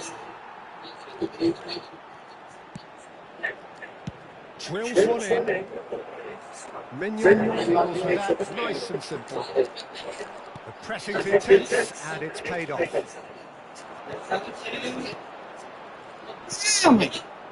Rabiot. He's going to be disappointed with that. Thuram. Looking to pass their way up the pitch. Mbappe. What's going wide left? And that is expertly dealt with. Mbappe.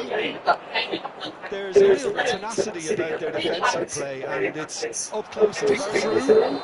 And the assistant referee rightly gives him offside.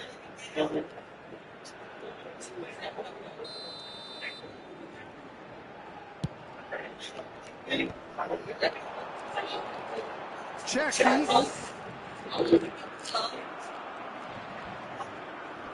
Great defending, strong and determined. Upamecano did well to emerge with the ball. That's a contest to keep an eye on. And here's Thuram. Olise. Can he spark a counter here? Chouameni. 30 minutes gone. Mbappe. Can he get on the end of this? Big chance! That's offside. Yes, it is. Trời ơi, cái lùng quá. Phải.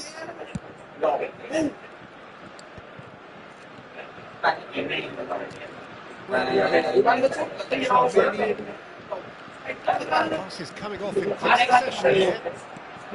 Chouameni is offering some sort of an apology there. Clearly is miffed, having made the run and not get picked out. They want to be quick here, it's breakaway time. Koundé wins the duel this time. Chouameni. That's beautifully weighted. And he's managed to get free. Hernandez defending his corner stubbornly. Stood up very well to his man. Still looking for the first breakthrough, and it is nearly half-time now. Looking to play him in. Ah, that's a fine interception.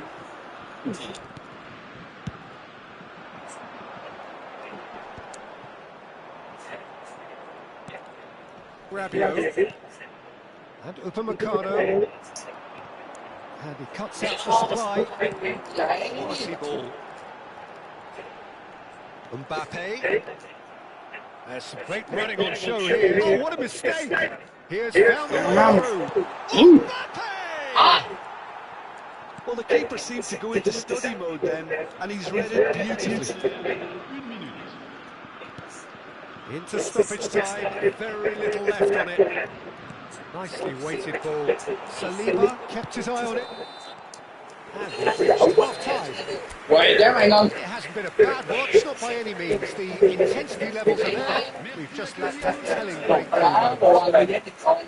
So your views on the first half? Well, I wouldn't say it was the most potent performance, Peter, but defensively, very composed. The scoreline might still be 0-0, but I'm expecting things to open up a bit more in the second half. So, no breakthrough from either side, 0-0 after 45 minutes of action. And we are back underway. France clearly have been the better side here, so if I was to say anything to them, it would be just keep going. If it's not broken, don't try to fix it. Koundé. That's a risky ball, you've got to say. Saliba. Vô. And it's Hernandez. And here's Doué. And here's Thuram. Yep, it's a corner. All he needs to do is to place this between the goalposts and basically let them attack it. Đại Quy cũng một cái gì đó, nhưng tôi phải từ từ đá rồi bạn ơi.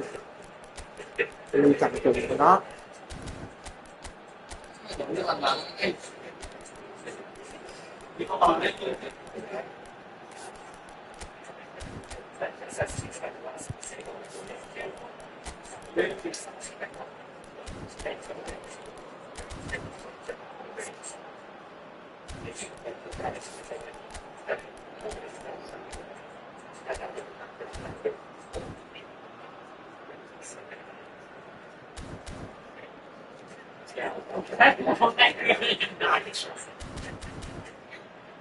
Changement pour la France. Le numéro 10, le numéro 24. À leur place, le numéro 7, le numéro 20. Attention, changement. Trời ơi!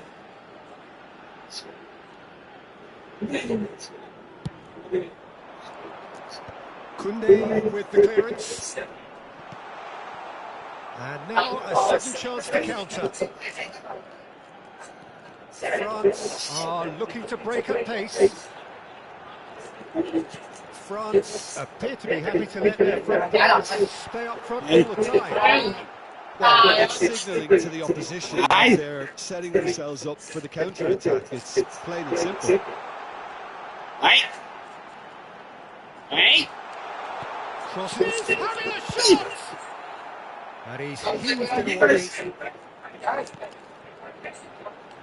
Lovely passing, lovely movement as well. There's the shot! And he's quick to get rid. A deeply frustrating game so far. Certainly in terms of the scoreline, it remains 0-0.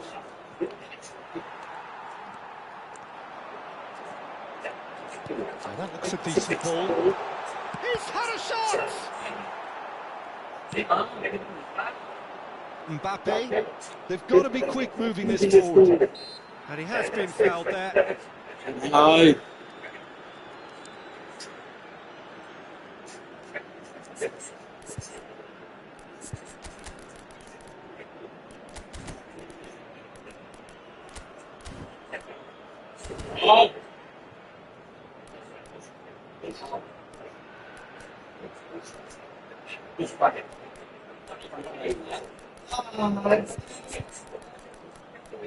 Đâu, phí rồi.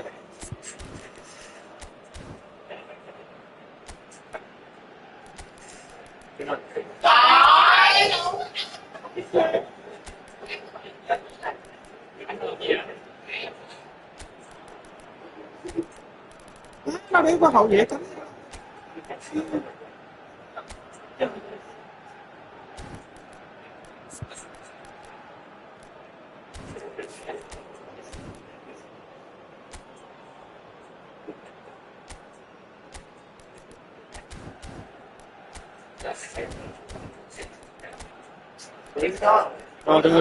Được.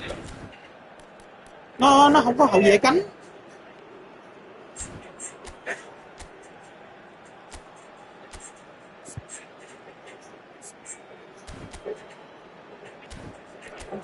Rồi.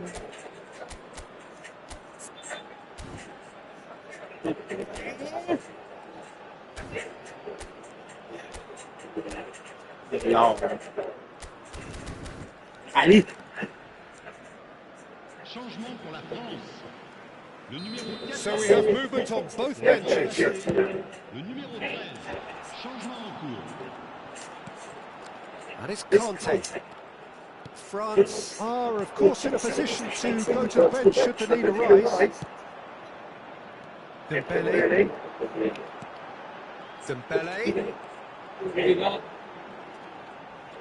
Now, can they get him away?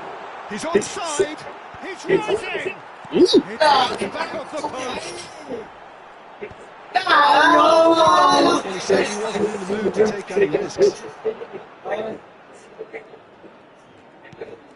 Chouameni. Now it's Mbappe. Passing nice and neat. Strokes it back. For Conte.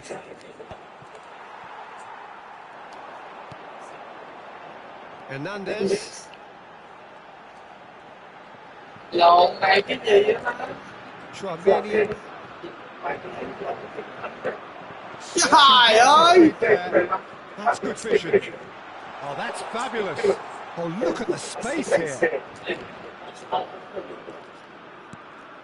That is Conte. Distributed tidily. Well, there's no doubt that they want to win this, Peter. They'll have to maintain the energy and dynamism until the very end, though.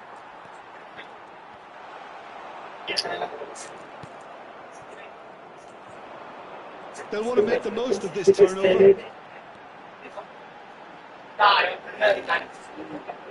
The ball is loose and the chase is on.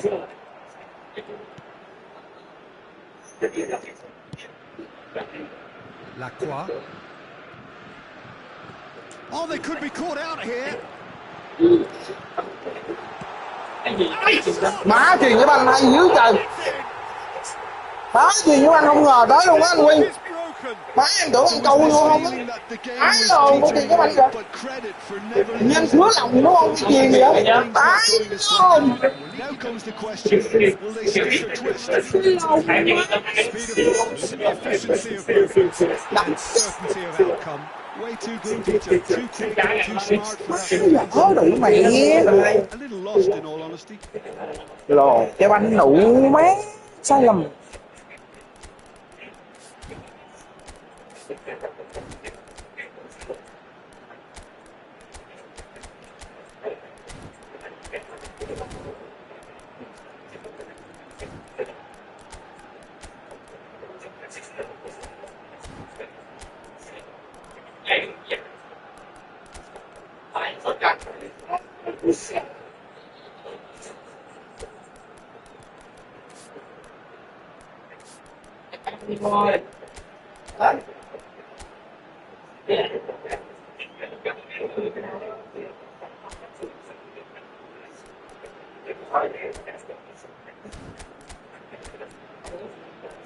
Trời má nó tiểu quá vậy. Còn đấy.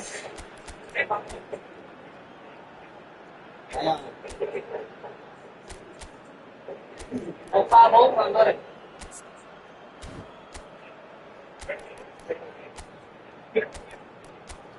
Lô. Má. Tiền nhà banh đẳng cấp quá, giữ tới đó. Má nó không có tiền vệ, tiền vệ cánh phải luôn á, phải lồn luôn. Lồn Pháp.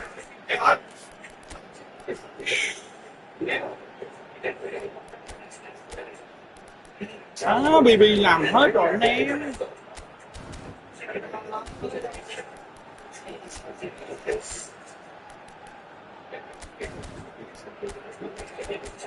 Bạn ơi, trời. Changement pour la France. Le numéro 8. Le numéro 11. Le numéro 9. So changes afoot here, and from both Le sides. numéro 10. You felt it À, was cái bằng nó lớn vậy mà không phạt. Yeah, all their effort pays off in the end. They just took that extra bit of dynamism to get them the goal they craved. Dino. 1-0 as we head towards the end. Some resolute defending there. Doué. And it's Kone. France nearly finished it off there, but now it's a case of waiting for the whistle.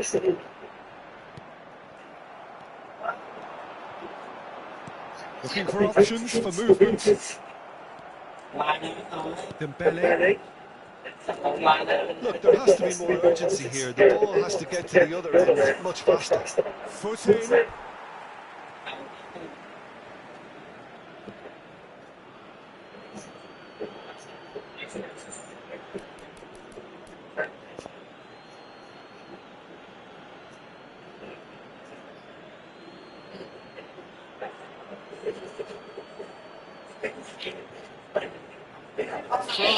Close now to seeing this one through to the end. Hernandez. France do have a chance to counter here. Hernandez. Kone purring through the gears. Ôi. Ôi. Just playing it safe. Ê. Simply looks for his shots and Bóng đảo, bóng đảo. France have done it. Their solitary strike ultimately proving just enough. A terrific win, however.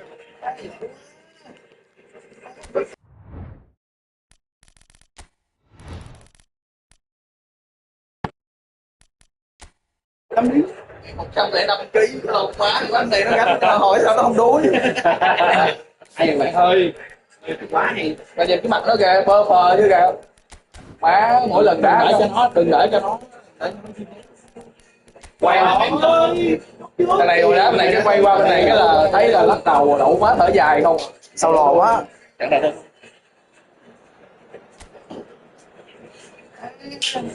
Phần chó Duy thấy không? Đậu trắng này, đậu trắng. Em đi đi xuống cái bằng quay gần.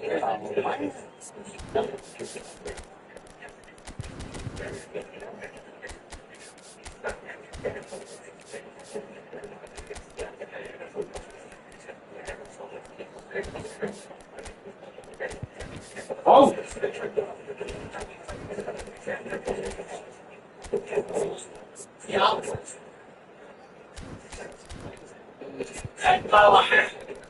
Rồi sao?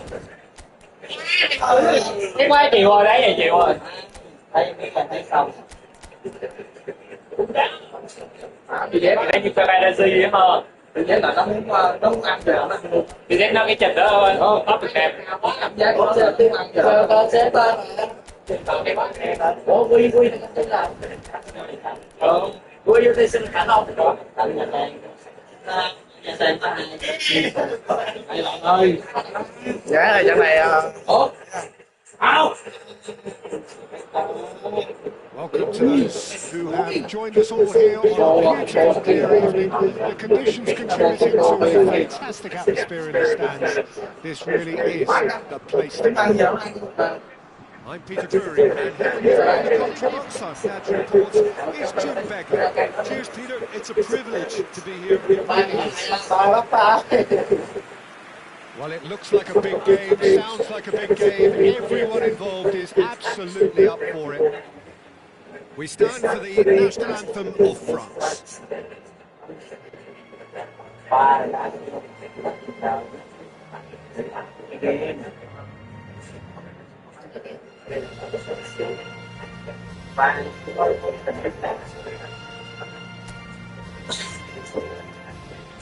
Well, there are plenty looking forward to seeing this. A capacity crowd here. It'll be interesting to see how these teams will go about things in the knowledge that there's nothing. Yeah, maybe there is.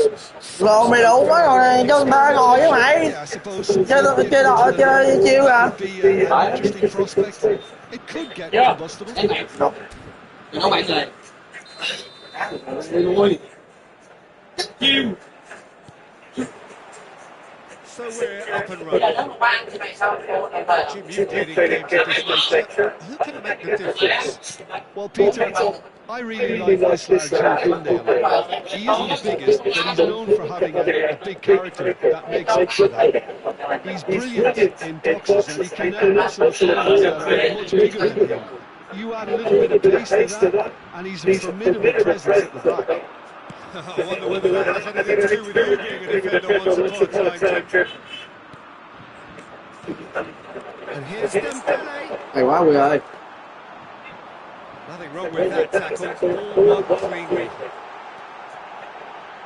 Now it's Tura. He's played it long.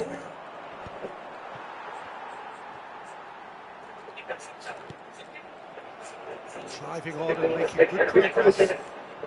Now it's Mbappe. Dembele. Oh, that's nice.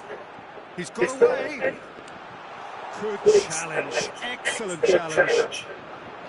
Oh, the defence proved infallible then, but that won't be the last they'll see of it.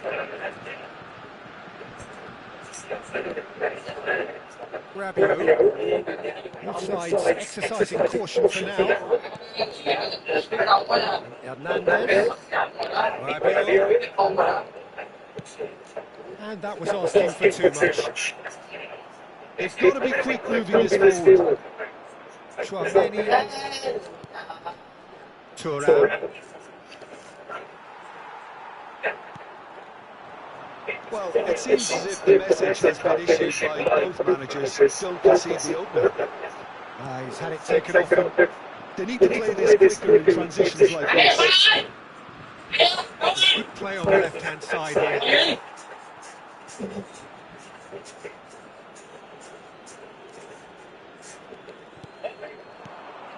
And it's Dembele. Cherki. Shot could be on. Strokes it back. Tries one from range. Well, the contact was true enough. The aim wasn't quite. Well, I think he's surprised himself how he managed not to hit the target then. He seemed to believe it was going in. And that was nowhere near his best. Well, the idea was a good one. The execution of it, not quite so. Yeah, he just didn't seem to get enough on the pass, Peter, did he? Rabiot. Oh, That's been cut out, well played. Now it's Mbappe. Gets a good foot in there. Looking for a runner. Can he get onto this? Well, now here's a good battle. Bicep to bicep. Has to go back here. Kone. And this is Rabiot. Well, there's the clearance. Well, he's done very well to take that back. Approaching the half-hour mark.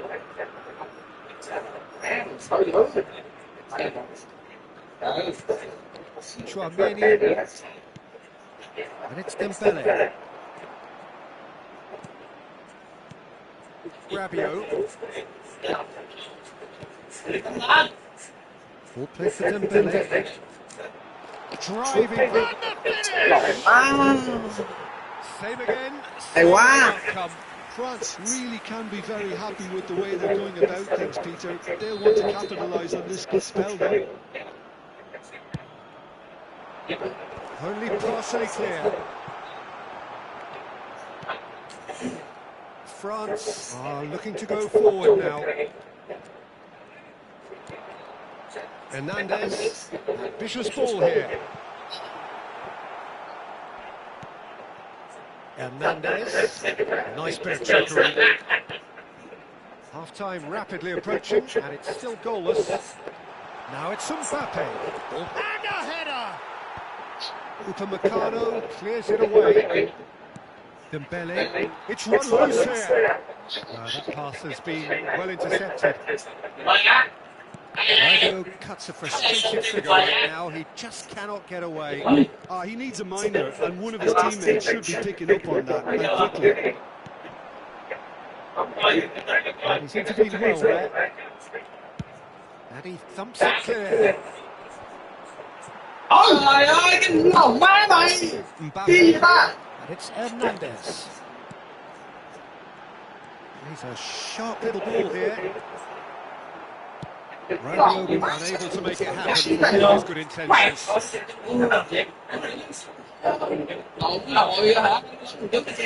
Upamecano calmly anticipates. Rabiot. And the referee has signalled for half-time. So neither team were able to take the lead, but it certainly hasn't been for lack of trying. Too much so far to lift anybody off their seat. After all that probing and testing the waters, here's hoping for a more open second half. So we reach the halfway point, and neither side have yet been able to force the issue. It's 0-0. So we're straight back at it at the start of the second half. Both sides defensively robust up to now. Hernandez crosses. Chance for a shot! And that's a sharp finish. They've done it! Finally, they've broken through. Sharp, simple, satisfying. He just knew what was on. That's really good anticipation too, Peter. Just instinctively knew where the ball was and where he needed to put himself. They'll try from distance.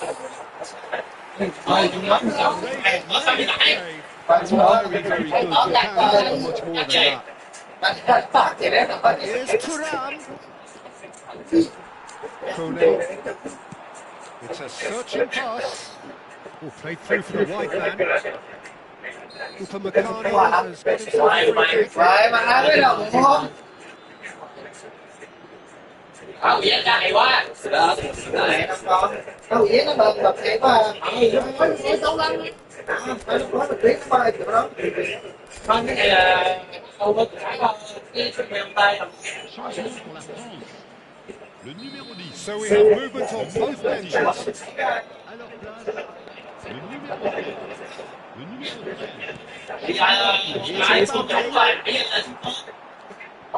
Olise opts for safety. A probing pass.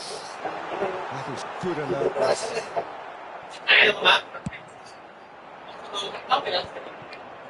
That's Oh, good. But now the starts. They've got to push for more. Now it's Thuram. Thuram being hounded, manhandled at times. They can't stop him in this fashion, Peter. They're going to really test the referee's patience from here. He won't be happy with that one. Stood up well to him there. Saliba. Dembele powering forward here. And the through ball. Rabiot. Rabiot showed plenty of zest in getting to the ball, but couldn't quite sort it out.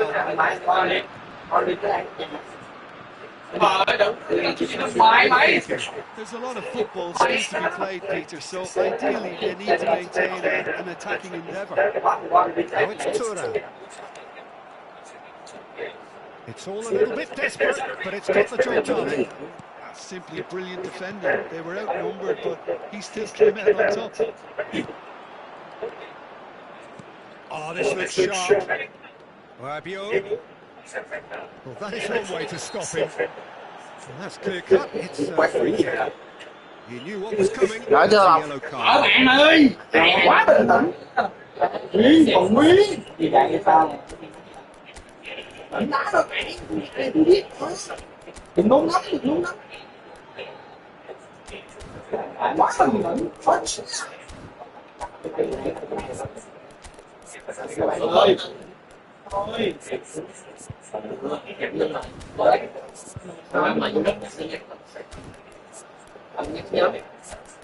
Không phải không phải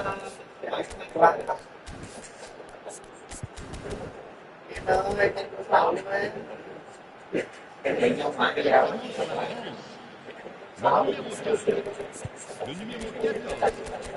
Alors place, tập đó phải qua đi bạn ơi bình tĩnh le numéro 22. thử đi tập sao Attention, changement. So we have further activity on the bench here. Changement pour la France. It's a good 30, 35 yards out this. Le And numéro here's 10, Mbappe. Digne. Pinches it off him. Oh, it's ended up in no man's land. Saliba.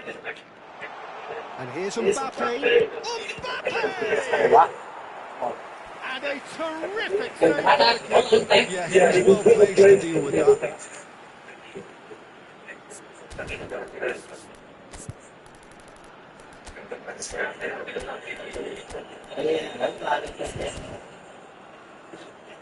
Size really matters, and it's time to make it matter now.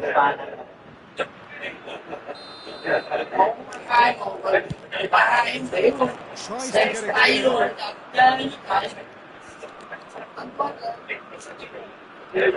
Oh, that's a foul. Free kick's been given.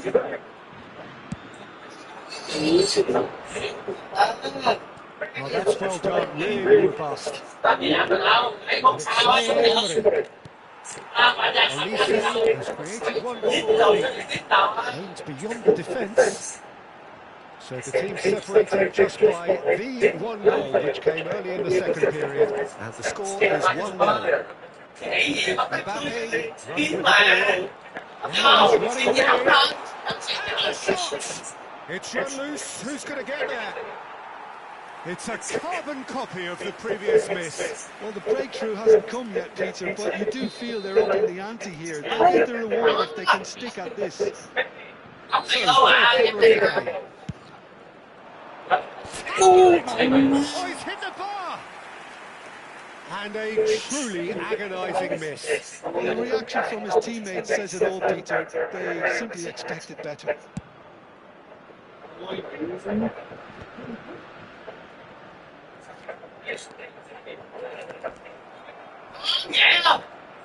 it's a vigorous challenge. Koundé. Looking to play it in. They may end up with some regret with this tactic, but you have to admire their commitment to goals.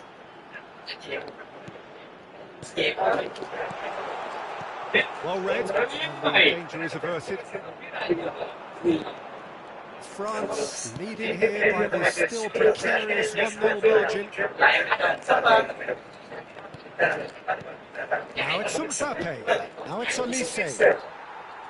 Conte. 5 minutes left on the clock. France really don't have a choice now. They just have to throw everything forward, give themselves a chance to draw level. Koundé gets across to intercept that. Mateta might just make this.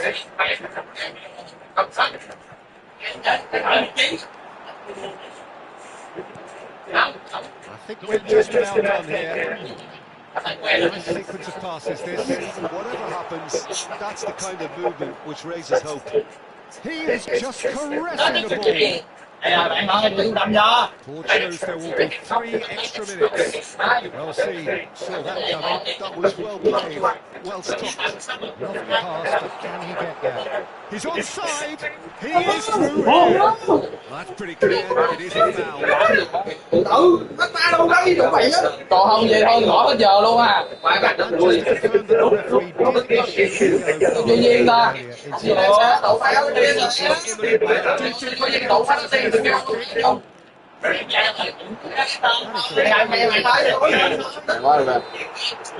that is it. The referee has seen enough. Well, that was tense. Boy, that was tense. The two sides separated by the game's only goal. What are your thoughts on today's game, Major? Well, a bit of a scrappy affair, not quite a smash and grab, but the more it went on, we felt that this game would be decided by just that one moment. tự kéo vị trí nhau bây giờ. So just time for me to say thanks to Jim for his wisdom and to wish you all a very good evening.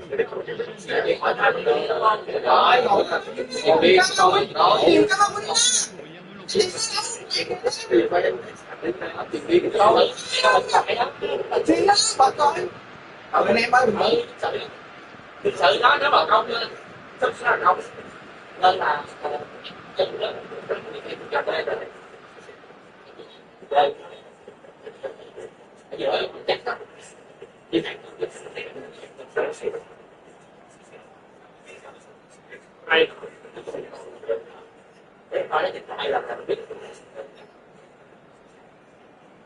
ông dưới cái thốt cái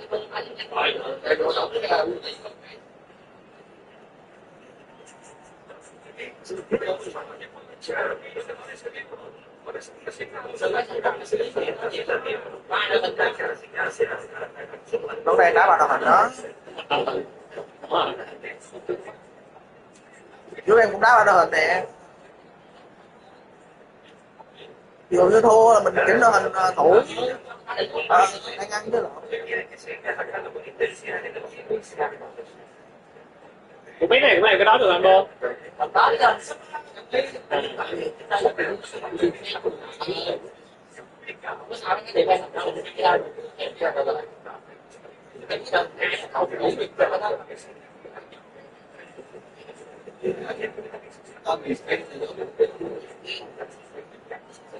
Nguyên.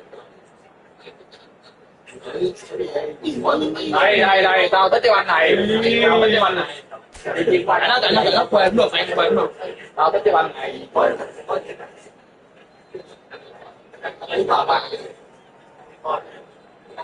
đó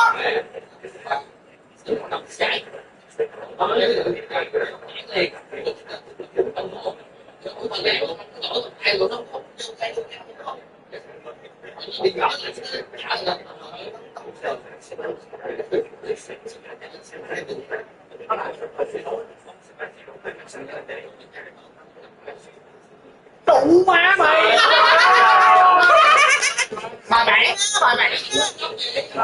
bài bản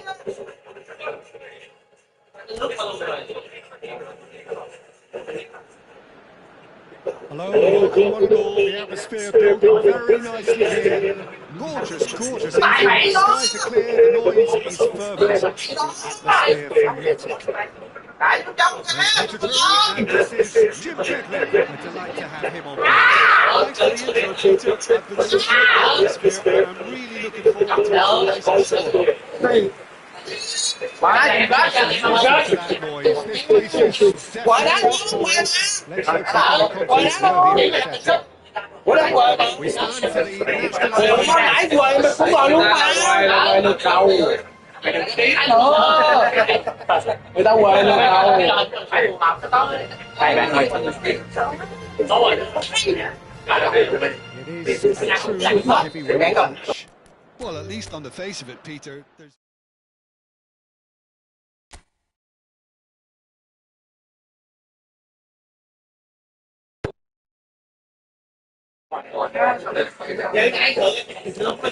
Ủa má trên xô quá bình tĩnh.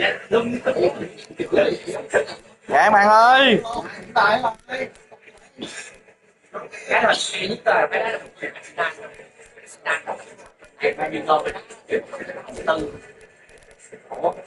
bấm vô thằng xử lý tay Medino cái là đầu của cô đã vô mình đã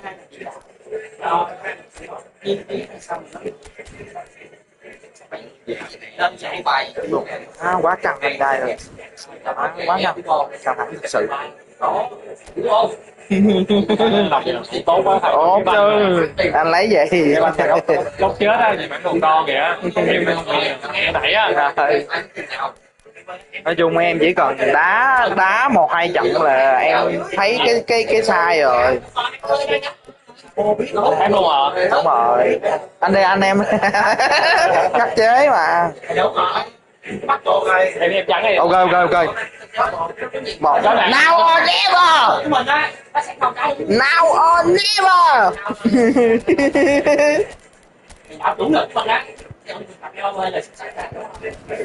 Má thằng lồn hết nó đéo có thằng gì đó luôn á. Không phải M. Không phải RB. Nó không có RB luôn á. Câu D nhưng mà nó là cũ. Không phải lồn. Nó không có RB luôn á.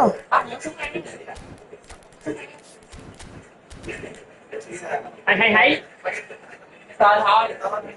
Chứ mình chỉnh rồi. Thôi đi.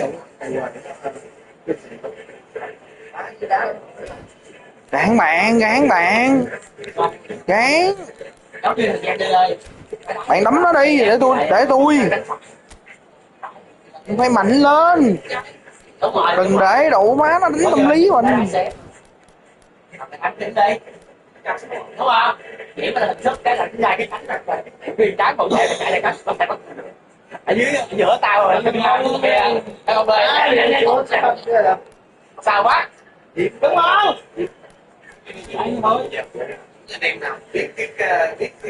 Còn bây giờ tao đá về anh đúng không? Tao cho Vini CF á. Rồi. Tại có kinh Vini đi. Diễn ra cái trái gì không báo cái gì tức tôi về tôi đánh một rồi. Kinh nha. Đùa. Không có kinh thì bắt. Anh bôi chỉnh rồi thì sao? Không có kinh thì ba thằng nó chạy tao đen. Anh bôi chỉnh rồi thì sao? Tại hay dữ vậy em. Trời nó hay quá. Thì phải đưa tay anh chỉnh nữa. Đấy tôi thường mày mua hay quá em. Đúng rồi. Đậu đó. Đúng rồi, quan ca đá. Bây giờ trước có nhiều thằng đá rồi chứ mà mình có đá cho luôn đi. Vô. Anh sai rồi. Không phải à? Không biết cái nào luôn. Chạy đi. Chạy Mackin. Nào thôi bạn ơi, có gì đâu, thua thì chung. Con đĩ này nó chơi dơ, nó đá con sĩ à. Tụ mẹ, nó chơi dơ mà. Nó chơi dơ mà, tôi bình thường bạn ơi. Con đĩ này chơi dơ mà. Tôi tiền bạc không quan trọng, mà thoải mái đá đi bạn ơi. And Peter Drury and this Jim Beglin. A delight to have him on. So Peter, I may say a big hello to everyone. Expectations and decibels both rising fast here. Things are heating up and we'll be getting underway very soon. It is a true heavyweight clash. Well, I wouldn't just look at this being another friendly, Pete. Is that your own experience? Yeah, if the opposition played like they meant business, we were obliged to return the favour. I don't think there's much difference here. We're up and running.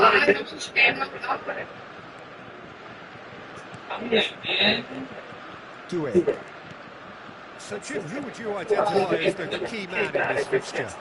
Well, Peter, this fella, Upamecano, is remarkably forward-thinking for a centre-back. I really like the way he's proactive in everything he does, often stepping out of that defensive line and pressing people much further up the pitch. It's risky business, but he can handle it. I wonder whether that has anything to do with you being a defender. Turan! He's got away with one there.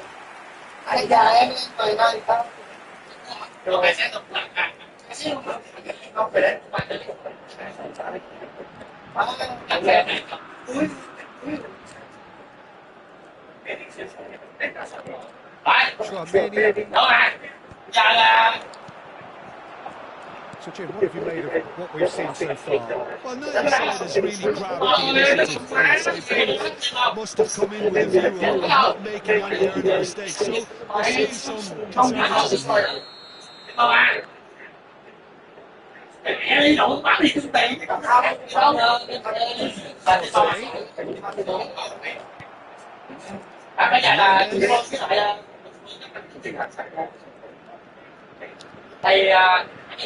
And to a whistle's gone, that's a foul. It's not taking him long. That's going to be a booking.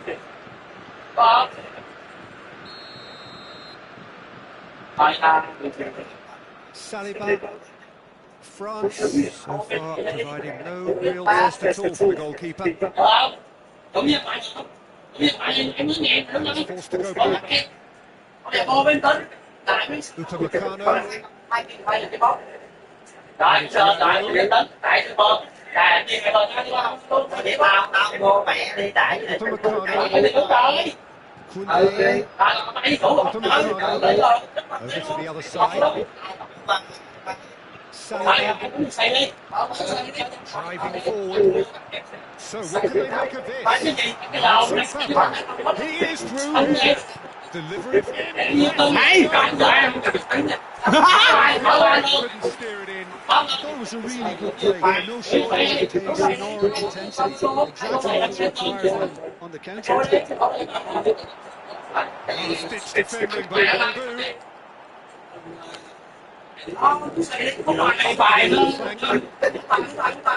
Rabiot. Mà nó nói tụi bay xếp vậy mà Could move up again here. em quá là nó sẽ không biết cái mà đâu. Oh, look, it's better. So did he. Mbappe. Đã mày đó Rabiot. ba bên đây ba bên đây thì có ảnh ra cái mà chỗ bên đây nó là bị sờ biển đây rồi. Do it. This is the time you need that pace. Dealt with Ba nicely by the ba defence. không quá rồi. Ba bỏ đi And này the đó. penalty is on.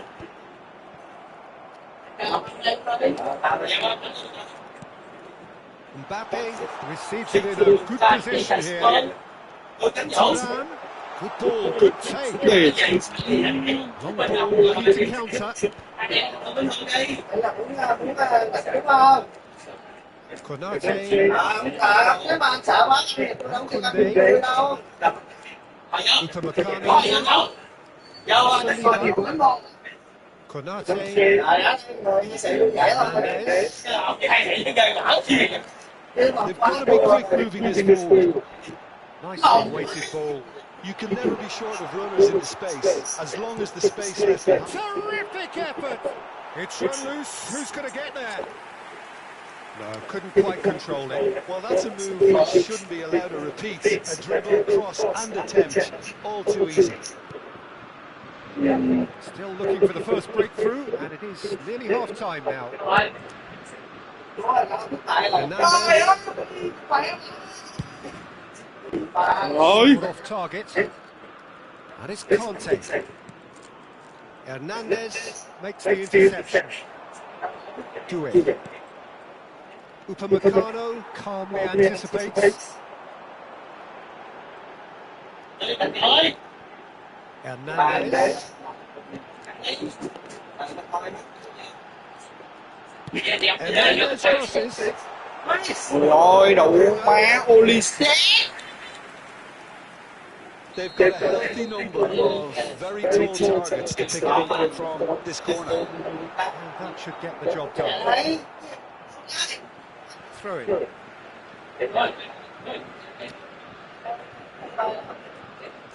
Xém nữa có một. Bỏ lên lòng ơi.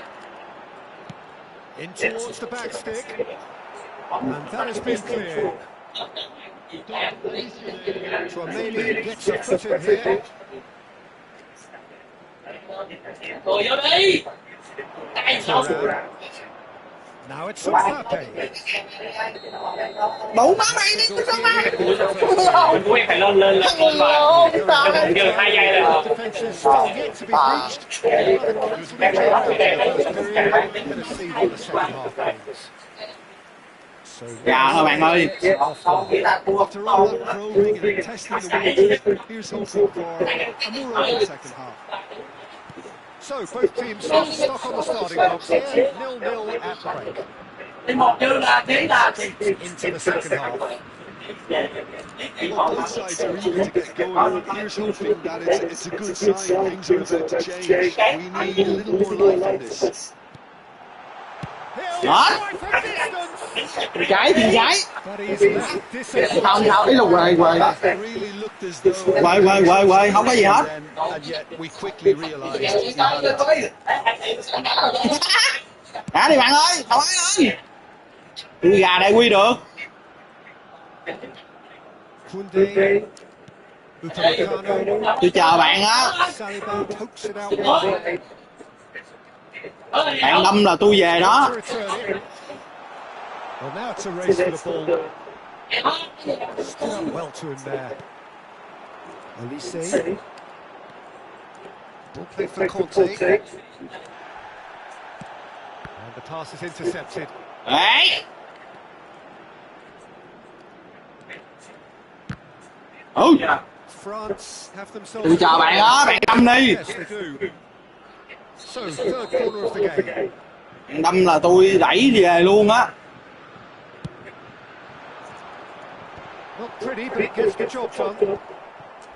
And now they can spring out of defence. Koundé does well to get it back.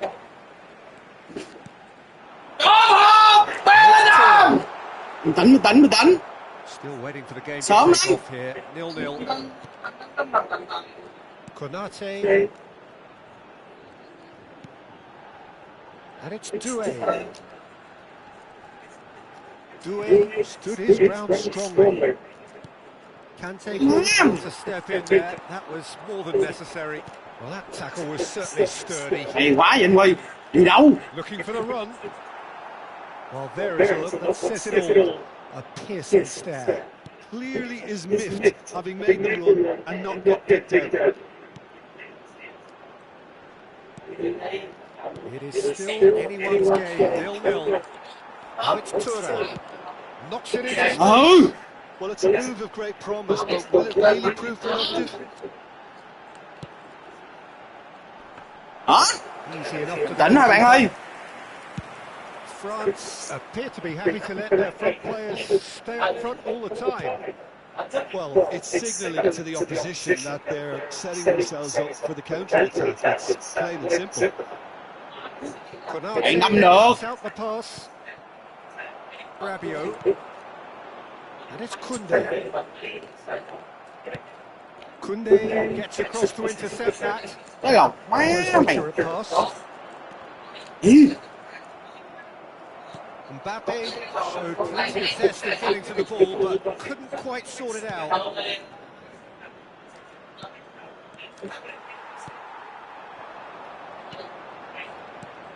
Traoré, lovely pass, but can he get... Hả? Gán lên bạn. Tôi giữ gà thôi. Rabiot deserves a lot of credit for his willingness to make those runs. Dạ thôi. Have an option with him. Một trái banh thôi anh em ơi, một trái banh thôi.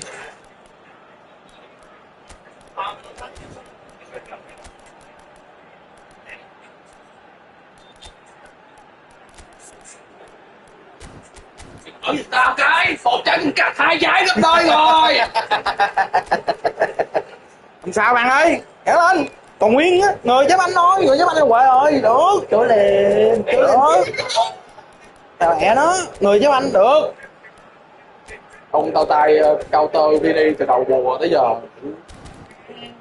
Nó chạy thôi, tao cao tơ là một chặt. Được bạn, siết đó. Điệp liêu để. Sao, thoải mái lên. Mendy đâu, vô sân cân.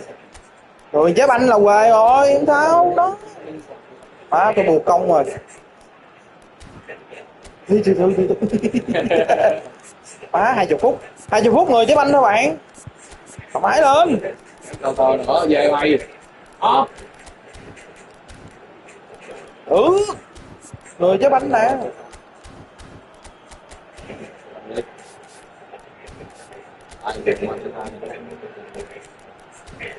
Không có ta luôn. Cho mày lộng hành đó Olise, mày múa đi. Olise.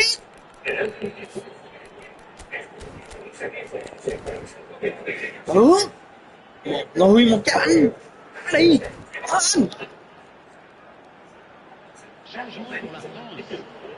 Number 4 coming up here. And it's been taken short. Now it's Olise. No, he's not getting his way this time.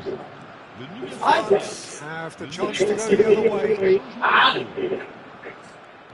That has been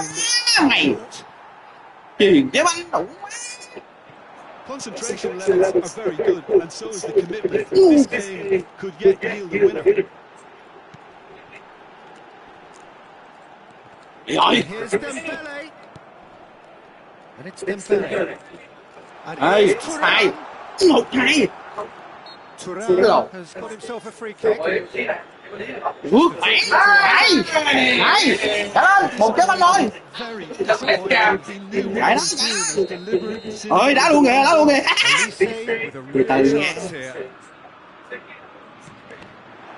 Big chance! Oh, he's given it plenty. 10 phút vào bạn ơi. Yeah, it's good movement though. A bit unlucky he couldn't actually steer it goalwards. Trời ơi, cái lòng má mày. Upamecano. Trời ơi. Koundé. Đó. Bắn xuống mình mày rồi. Hernandez. Well, they've got one eye on the clock, but the balancing act is very fine at this stage. Go for it, and it could backfire. Sit back, and it may be at a price. Well, that pass isn't the best. And it's Zaire Emery. Hernandez receives it in a wide position. Now this could be a chance.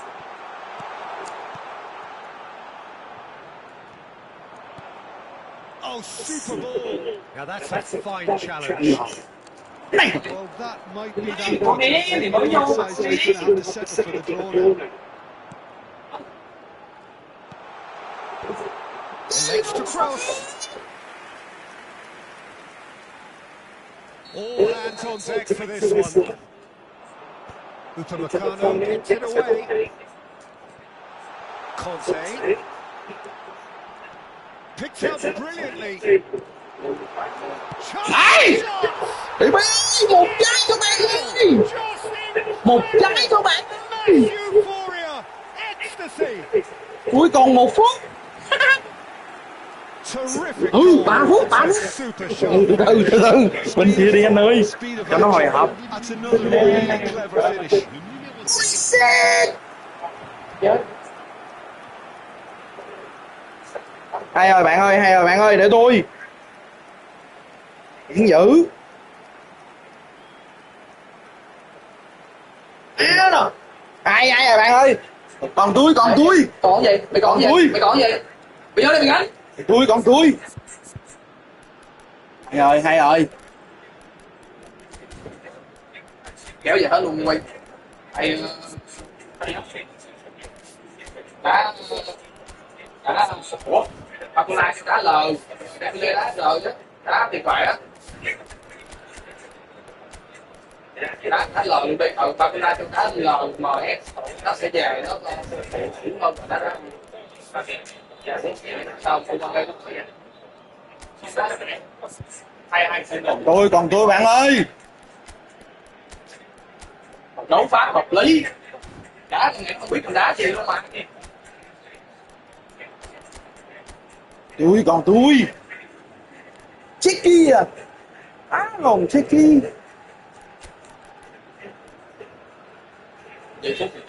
Không mẹ từ từ.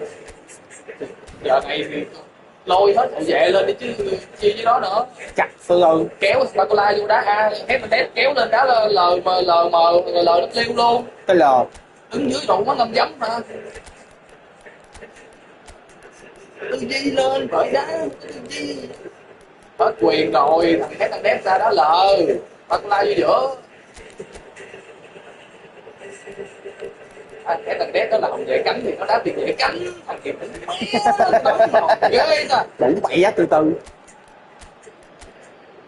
Ông Checky. trời ơi Checky. Thôi Ulysses đi. Checky chân trái chân phải. Checky chân trái chân phải kìa chân phải hả? Vô qua đây. Hứa lòng cho mẹ nó. lòng tụ má xong rồi banh nó chuyền cho nó cứ đỡ cho banh viên hoài luôn hả Hợp lý. Tạt banh vô cũng được.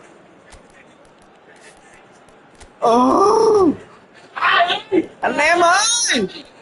banh này là má tỉnh quá hả đá thua mà xử lý banh gì luôn hả nói vậy còn má quen luôn á em thích tính tiền ai xét luôn à. Cái lồng má. Nhưng mà cái bằng đó là xử lý cực kỳ đặc sắc á. Tại vì Trời tù.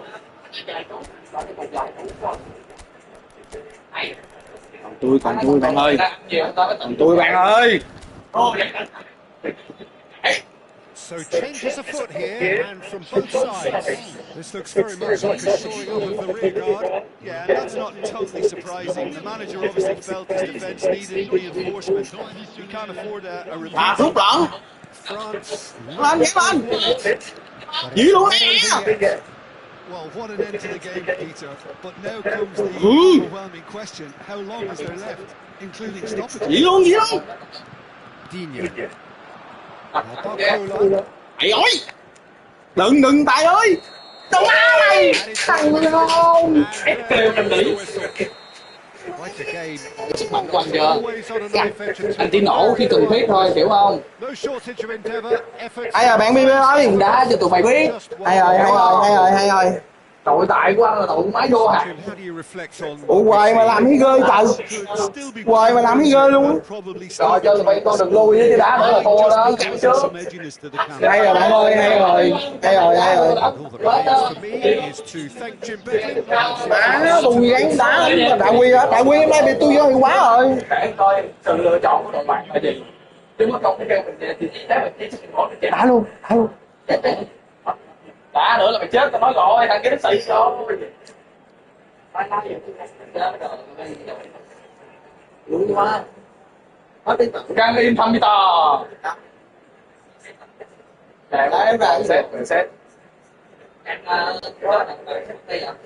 thôi cắt giờ chia đâu đi. Đá giờ đá một trận kết không có tiền mà đá chạy đến giờ đâu có nhiêu tiền. Đấy là sợ không chịu. BB đá không nổi rồi. Cũng được nhưng mà sợ nó không chịu. Đá không? Một trận một. Tại vì BB nó xì. Một trận một. Đá tiền giờ vô. Nãy giờ không có ăn thua. Đúng rồi vô. Trả lên. Từ từ nha. Vậy bạn đá với đại quy đi. Ý má điệp đồn nữa tôi. Còn không mà bây giờ Bạn lựa đi. Đá gì tiền giờ thôi. Tiền giờ thôi. Lựa đi bạn. Đá lên. Có mẹ gì đâu. tiền giờ đi nặng đó. Một trận một. Giờ 12 sĩ nó là nhiêu? Một trận một. Ông này bây giờ là một phải là một 62 nữa. Một trận một. Đấy là chia đôi là bao nhiêu? Một trận một bạn. Bạn đá dây. Bạn đá đại quy đi. Bạn bị khớp. Chia 4 mà. Chia đổi không? Lớn. Bạn đá điệp đồn đi. Ôi điệp đồn để lui. Đá đại quy đi.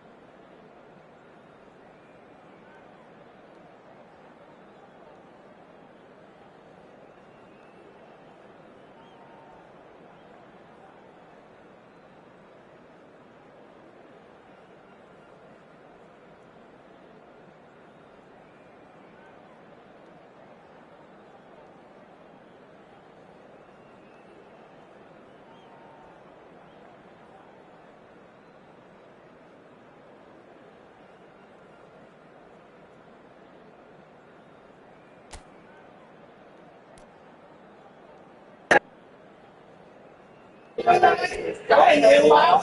Bạn ơi, giờ mẹ ăn rồi cũng gỡ được cái này chứ nhiều. Gỡ làm đồ gì? Ăn đi rồi nói chuyện. Ăn không phải hay là nhiều không hoàng. Một trận thôi hay muốn đồ mẹ rồi. Ai vô bỏ luôn chứ cái gì nữa. Gì đâu? bây giờ nè, trận này 4 thằng ban đi ăn Pháp chơi không? Bạn còn cạnh. Chặt cuối kỳ này hiếm lắm. Chặt. Ồ, phải cho nó một bàn. Đúng không thưa bộ? Chất chó kìa. Chưa bộ mất sớm. Đường giờ để biết có hay hết đi. Dạ rồi, Đội này của con vậy. Con là Lee Kang In mà có thẻ Super Sub á, hiểu không? thôi bạn ơi, thoải mái bạn ơi, rồi.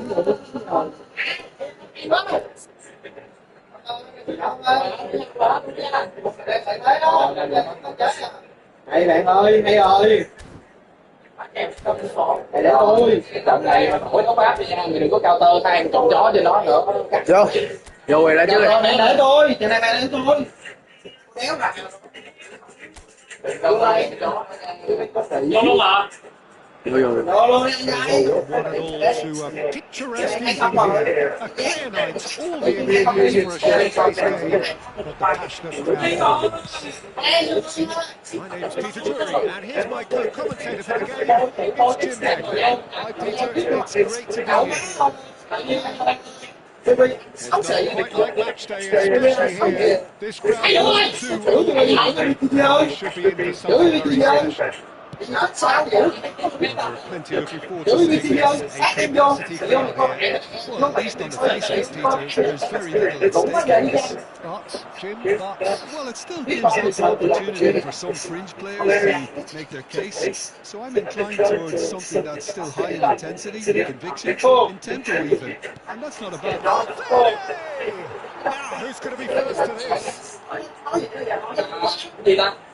Kể nó đi, kể nó đi, kể nó đi. Không phải, kể nó đi, kể đi, kể đi. Nói đúng quá. Đúng rồi, kể đi, kể đi. What a start, free kick in a dangerous position in the opening minutes. Cái tinh thần đó. It's a searching pass. Zaire Emery. Jim, who do you pick out as the telling individual today? Well, Peter, I don't think you're going to get many defenders who are as good as this fella could be when it comes to Routine save. I think he's done great there, both reading and dealing with it. All he needs to do is to place this between the goalposts and basically let them attack it.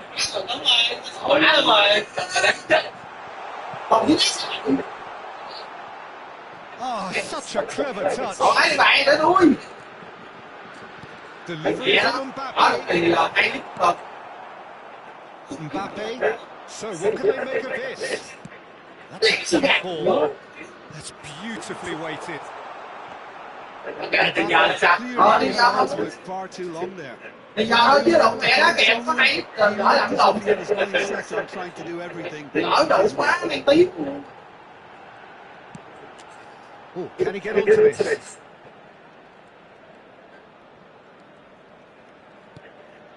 France are seeing more of the ball, but still aren't carrying much goal threat.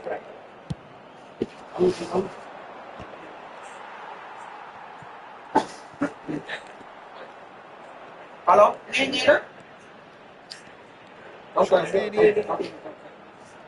Alexander-Arnold. Niggles his way through. Madrid really look like a team that's set up to absorb pressure. They don't mind being on the back foot. But with something up their sleeve. Yeah, they clearly feel they can hit hard on the counter-attack thanks to their pacey options. Well, the idea was a good one. The execution of it, not quite so. He made it look a bit predictable. And it's Hernandez. Hernandez getting forward. Valverde. And it's Alexander-Arnold.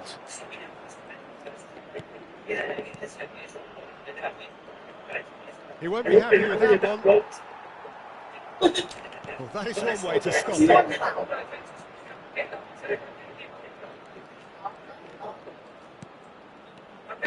And the shot! Can't be expected to deliver anything better than that. This is heroic keeping.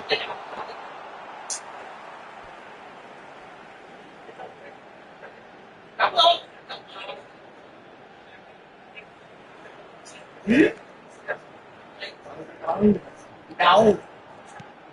Mbappe. Đồng á, bạn dẫn đồng kìa.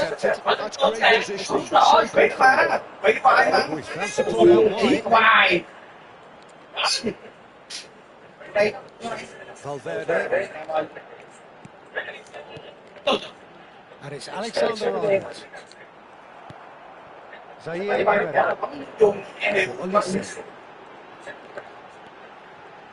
Chouameni. Now it's Olise. And that is expertly dealt with. Well, it's a look of bewilderment. His touch deserted him at the key moment. Yeah, very careless, and I leave it at that.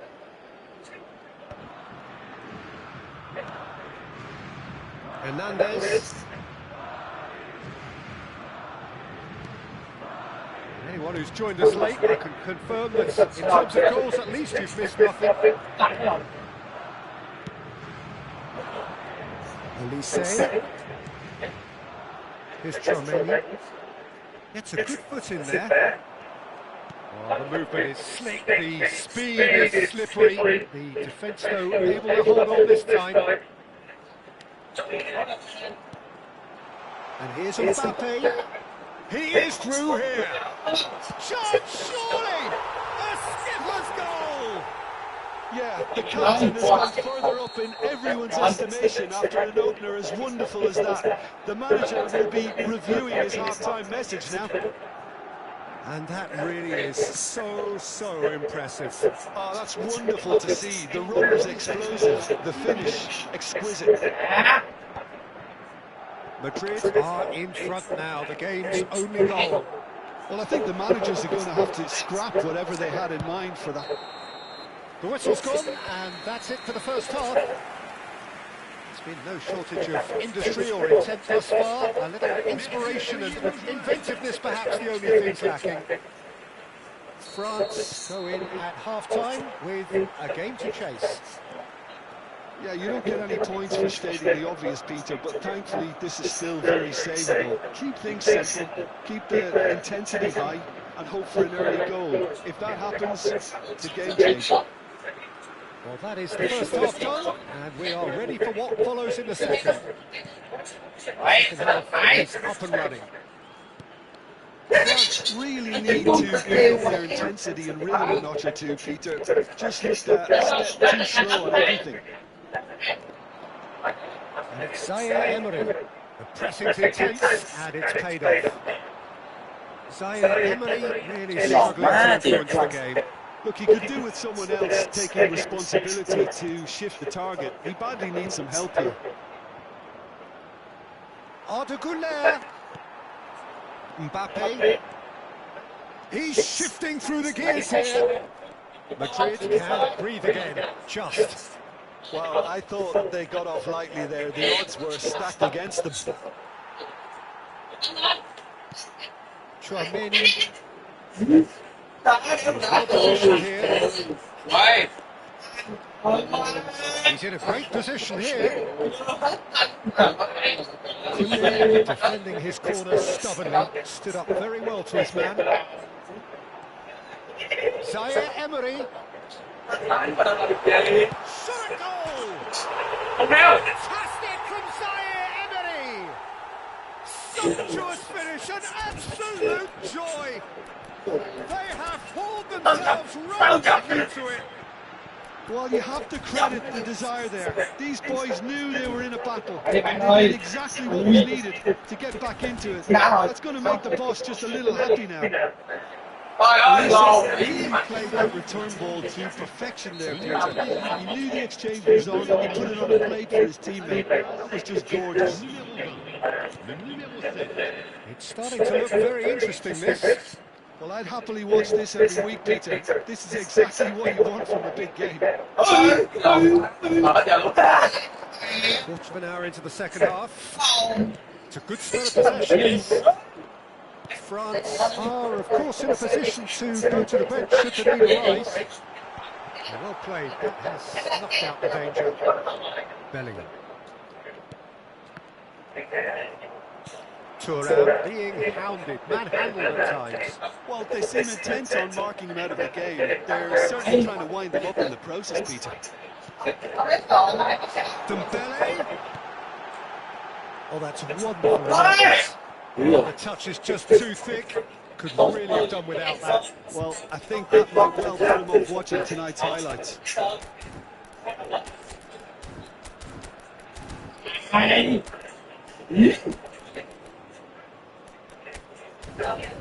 Liếc cầu quê ơi. Thôi chồng cho coi cái cả. Thôi làm thôi. Changement pour la France. Le numéro 4. So we have movement on both benches. Alors place, le numéro 6. But they've got it again. Changement. Carreras.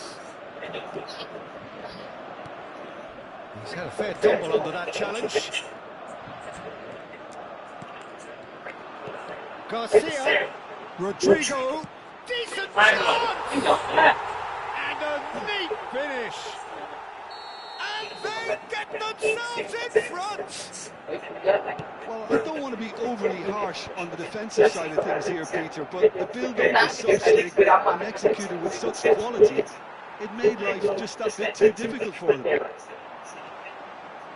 And in a trice, the substitute has scored already. I think the manager's claiming an assist here. Madrid have their lead. Now, what about a counter-attack? Arda Güler. He's found a way through. And again, he's sorted that out terrifically. Saliba did just about enough to come out on top there. Neither party overly willing to compromise.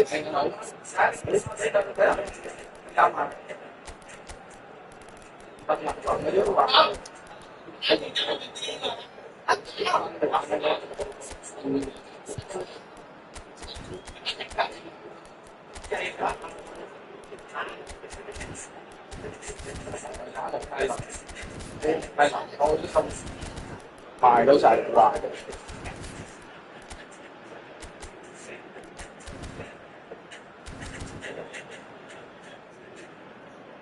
Changement pour la France. Le numéro 11. Le numéro 19. And he's managed to gift it back. Oh, it's Dembele. That's positional goal, the utilisation of space. Nice control. France really might just end up kicking themselves after that. That could well have been it. Hoài đi. Dino.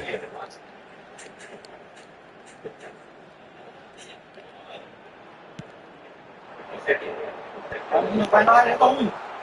Oh, just skips past his man. Oh, he had to make that, and he did make it. Goes for a shot! And there's a goal. It's level again. What a match we have. I could watch this every week, Peter. Talk about strength of character. Wonderful. And he stuck it away as if lazy guided. That's expertly finished, and he's done that so often. So again, we have parity. Well, needless to say, Peter, they're eager to get going, but you have to wonder how much these boys have left in the tank. Well, he got rid because he was under pressure.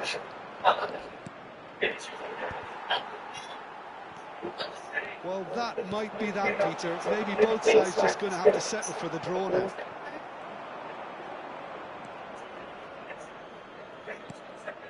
Camavinga. The ball's gone astray. Nothing wrong with that tackle. Ball won cleanly. Good ball, good take. He's looking wide. Barcola. And there's his chance to lead the counter. He's in plenty of space here. Oh, that's fabulous. It looks as though the ref has given a penalty. He has. France have been handed a game-changing chance. So this to turn it right round.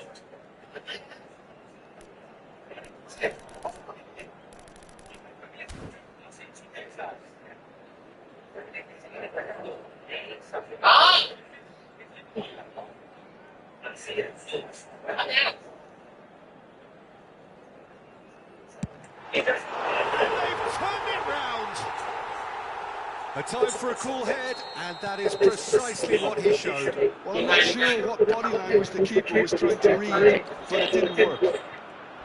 France found a way, forcibly. Now they must hold out. Well, it's the type of call that can't be given if there's even the slightest doubt. It had to be spot on. Các giờ cậu ơi. And there goes the final whistle. France have been forced to do it the hard way, but they have pulled themselves through unwaveringly to win. A great performance by any measure. Chưa xong mà. France have done it. There are people without a fingernail left between them after all they have just witnessed. France really wanted this. Look at those players now, so much they able to move. They squeezed every ounce of energy out of themselves to get this result. Congratulations. So just time for me to say thanks to Jim for his wisdom and to wish you all a very good evening.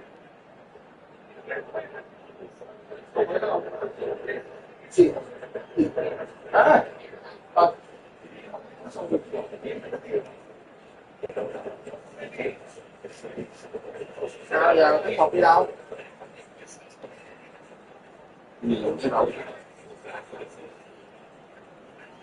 Có lòng. Không có đường lên. Bỏ rồi nó đi. Rồi nó đá với ai? Rồi đem ra đá với Lê Căng Nghi. No way out. Không. Cái gì đó?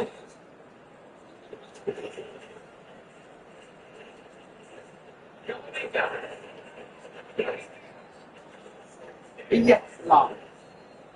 Quỷ.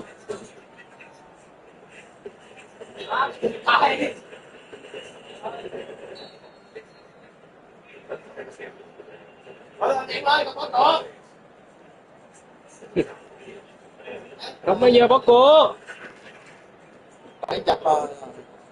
Để có 100 đó quy chuyện ấy luôn kìa. Tao quy còn có tiền giờ đó mà. Cái tiền giờ đâu đó.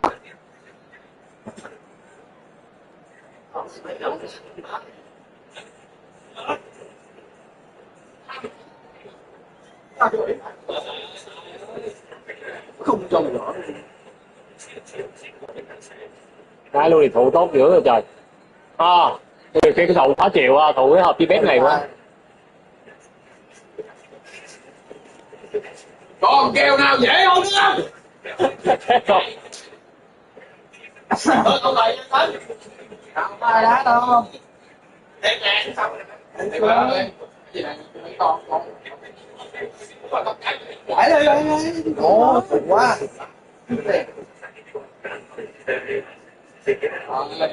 Không kịp cho. Còn bây giờ bảo kiếm của chị Kiều mà rút ra rồi. Không có thắng được đâu, nó về. Chị có nằm xuống thôi. Cái gì xét tận túi tôi đồ má mốc. Chứ nó về mà. Đúng rồi, về nó không. Quá tệ đó thì mà. Xin chia buồn 1,4. Ok cậu. Rồi cái tiền giờ đợt trước. Cộng luôn rồi hết luôn. Không phải cái tiền không tới giờ. Đúng rồi, trước 1,5 của BB là 1,4 của BB là em trả luôn.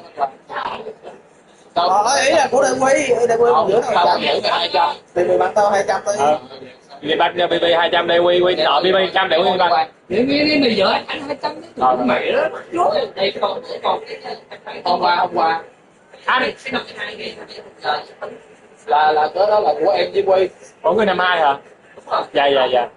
Rồi vậy chứ không phải em thiếu bao nhiêu nữa đó. Vậy là em 52 với lại BB 100 là 152. Tiền là 84 á. Hết luôn. Em 132 với lại 132 kèo trước hả? Không. Ý là em với anh Tính với lại đang 52. Hôm qua rồi. Rồi ok. Rồi 184 thì Dạ 52 cho em trả với BB 100. không quen là kêu tao quen là 1-3-7-4. Vừa uống đi trà đá nữa. Rồi trà đánh đi. Rồi chị Tính luôn đi. 1 Có 2-5-2 là 4. 2-3-9 50 cô. Không, nãy em lấy qua 50 phải nhớ không? Em không có đá. Là 2-3-9 được cộng vô trăm cho bạn Quy. 3-3-9. 1-3-9. Đúng rồi, ý là cộng vô. Tại tí em chuyển 100 đó của BB á, là tí em chuyển á. Vậy là phải trừ. Trừ đúng rồi. Trừ qua cho em á. Phải trả cho đi đúng không? Dạ con thu 152. Do nguyên trăm. Lại 152 á. Là xong. Hay thấy.